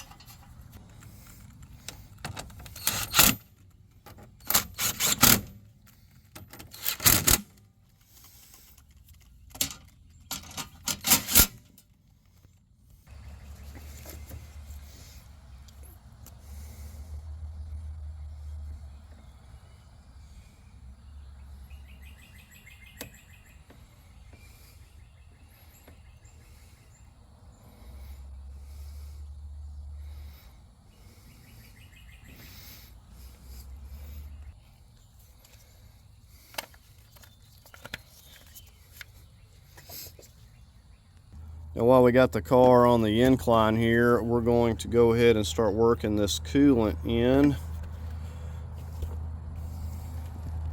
Now what I like to do is start off with my distilled water. I'm just going to put a half a jug here. If we have any leaks, I'd rather leak some water out.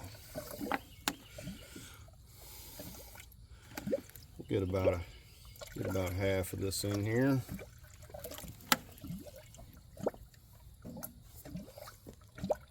Now I'm using the concentrate, but you can use the 50-50. It's whatever you want to do. So I'm going to be putting one jug of this and a jug of the distilled, or at least we'll see how much it's going to take, but I'm at least going to get a jug of this in here.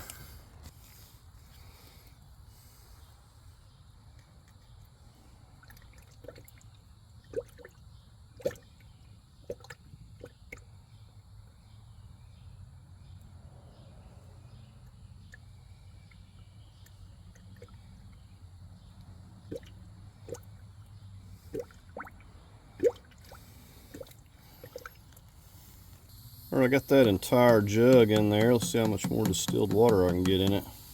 All right, not much more at all, so I'm about a jug and a half. We'll have to get it cranked up and run to take any more. Now we could put some in here.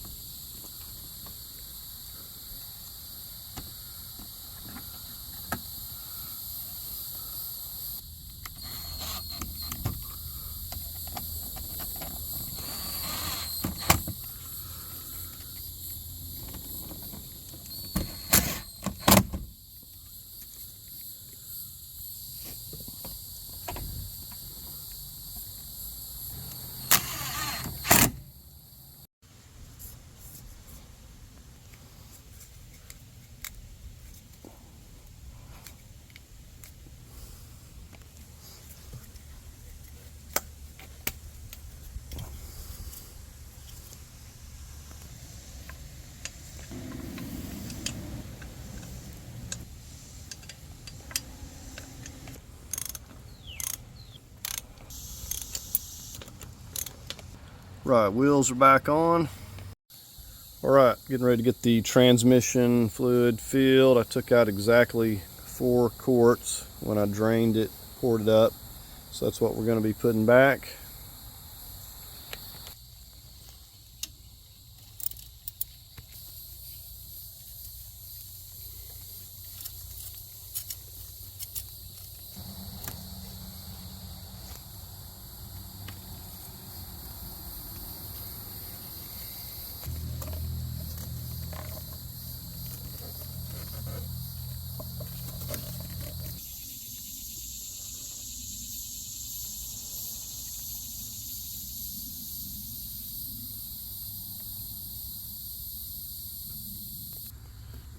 Has a like a dark blue color, if you can see that.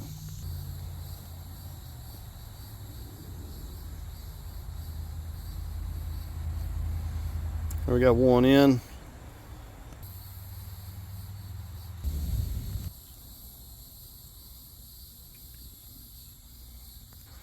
It shows to be checked at 122 degrees Fahrenheit. We'll do that with it level.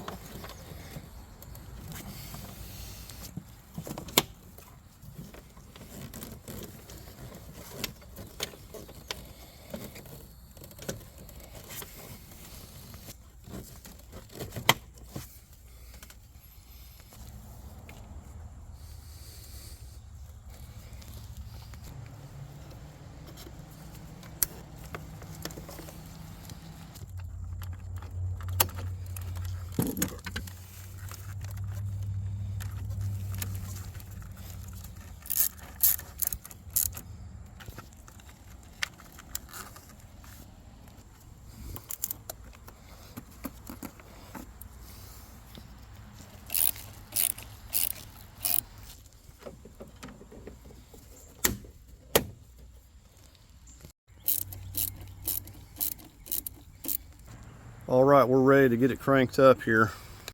All right, I have not cranked this up, so we're going to find out together what it's going to do. And I usually been doing this enough I don't forget anything, but we'll see. Okay, let's give it a little throttle here. It's probably kind of flooded.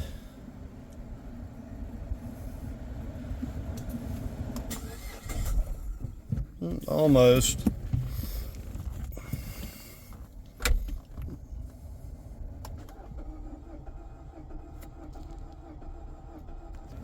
It's almost there.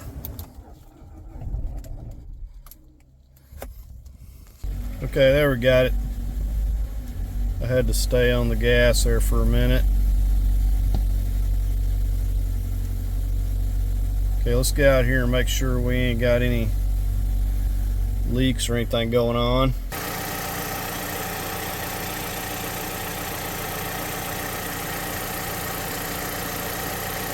Now, even though it's just a little bit of aniseeds, that stuff will be burning off. Only downside to it.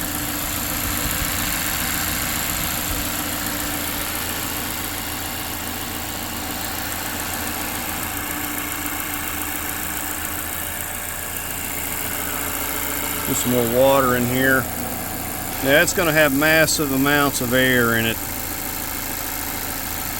Got almost this jug in it here. So I've got it up on an angle here. It's the best way to get the air out of the system, and then once we kind of work it out a little bit, I'll get it down level here. Well, I did forget something over here. This nut that goes onto this. Okay, so I don't have a coolant temperature gauge on here, so I'm monitoring it on my scan tool here, and I don't really understand Celsius, so I'm having to convert this. It's supposed to stabilize at 100 degrees Celsius, or I think 210. Now, it hasn't taken any more of the water yet, the distilled water. I'm sure it still has a lot of air in it, but I'm just trying to work as much out while I have it up here on the incline, and then I'll lower it down and we can take it for a test drive. So the upper and lower hose are hot now. It's still not taking that coolant down out of the funnel there just yet, but still working some air out. I did swap the coil packs from the other engine. The ones on this one were not sounding good. It didn't throw a light, but it wasn't running right. You could tell immediately once it got warmed up. Alright, so the thermostat must have opened up. It got up to like 94, now it's dropping back down here. Alright, we're going to go ahead and get these lugs torqued to 100 foot-pounds, and then we'll get the axle nuts.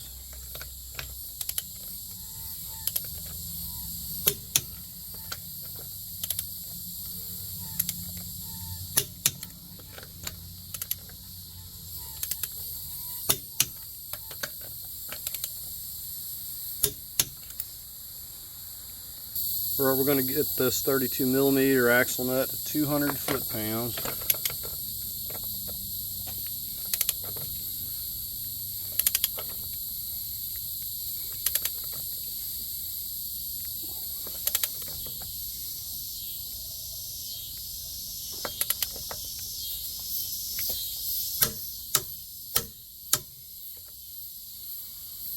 Now I'll leave the cap out for now because I like to drive it and then recheck it. Okay, so we're going to take it for a test drive. I had to wind up putting 5.5 quarts of oil to get it the safe mark up on the oil dipstick. As far as the coolant goes, I was able to get all but this last little quarter of a jug, I guess you could say. But as you drive it over time, it's going to work more air out. I would expect that it's going to hold a little more. However, on this one, like I said, I'm going to be replacing the heater core, so it may wind up taking some more once I do that as well. Here's our overflow tank. You can see, actually can see in this thing now. Now this engine is sounding really good. The only thing, I'm going to have to get an alignment. I did disturb the alignment doing this control arms. And the other thing, I was being careful with this CV axle over here, but I did manage to mess up that wheel bearing, and I can hear it. So I'm going to have to replace that. It's making a faint chattering sound.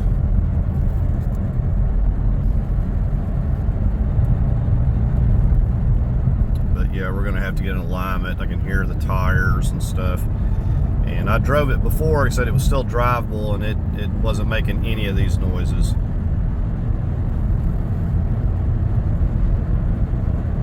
And it was hovering the temperature, coolant temperature, around 85 Celsius, whatever that is in Fahrenheit. So initially on trying to start the engine up, I had to give it a little bit of throttle, but it cranked up real easy. Which I'm actually good that it didn't crank immediately, because you want that oil to get primed up a little bit because it's been setting. I said I'm really surprised that it took 5.5 quarts to get this thing topped off. And it's got